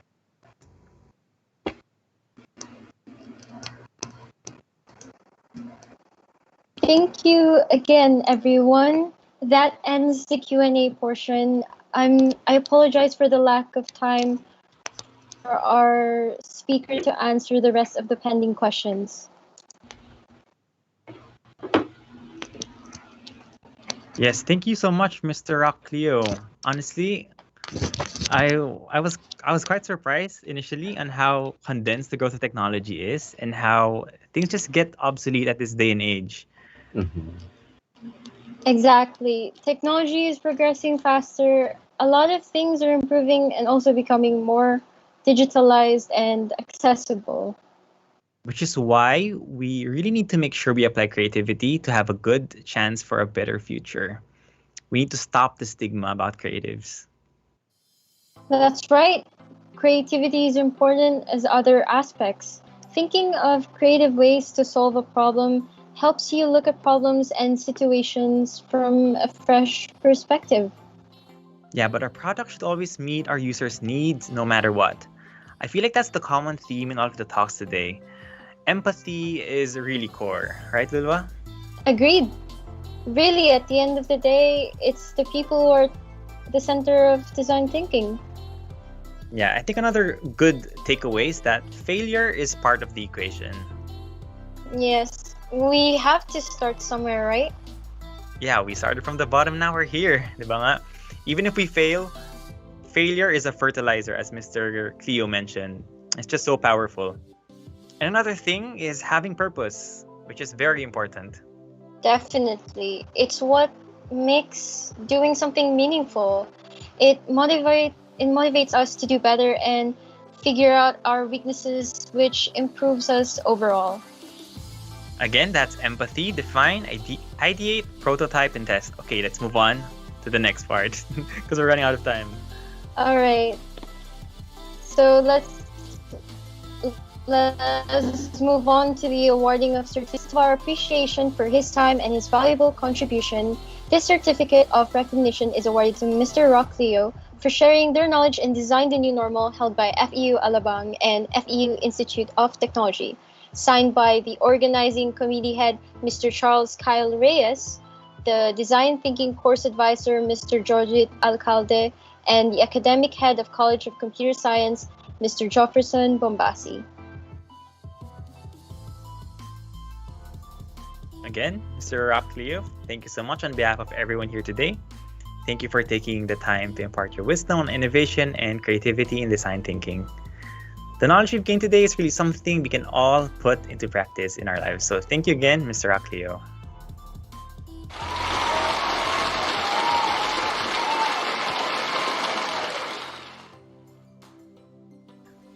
Okay, wow. So today was a blast, right? I agree. There was just so much fun. There's just so much to learn from our guest speakers. Yeah, way too much. And so, Lulwa, what was something that really hit you today? Hmm, it would probably be the value of doing right as a designer and how empathy is the core. How you should create and push for designs that is intuitive and inclusive for everyone. Okay, that was a good one. Okay, so I believe we've reached the end of day 1. Is there anything else we should add? Yes, before we end day 1 of this event, day 2 would be a design thinking ideathon wherein a team of 6 members would pitch their best idea through a PowerPoint presentation design map that would explain how they came up with it. As this is a design thinking ideathon, the criteria for judging is based on the application of the design thinking process, which will be discussed beforehand by the guest speakers. Reservations of categories for the event will be open after this. And remember, once a category is full, it will be posted immediately on the Facebook page. So be sure to like and follow the Design the New Normal Facebook page displayed on the screen. Lastly, a QR code is on the screen right now. We ask only the participants to please accomplish this as proof of your attendance, as failure to accomplish this would mean no certification. Yes. So, I believe that's a wrap for today. Yes, I'm sure everyone had fun and learned a lot from our guest speakers. So, ladies and gentlemen, we thank you all for being here today. The continuation of this event will be on Friday, March 12, 8 a.m. for the Ideathon. We hope you all enjoy the program. Again, this is your Masters of Ceremonies, Tim Gingona. And Lua Nervio signing off. Have a great day, everyone. Thank you all for attending this webinar. Hope to see you all on day 2. Goodbye.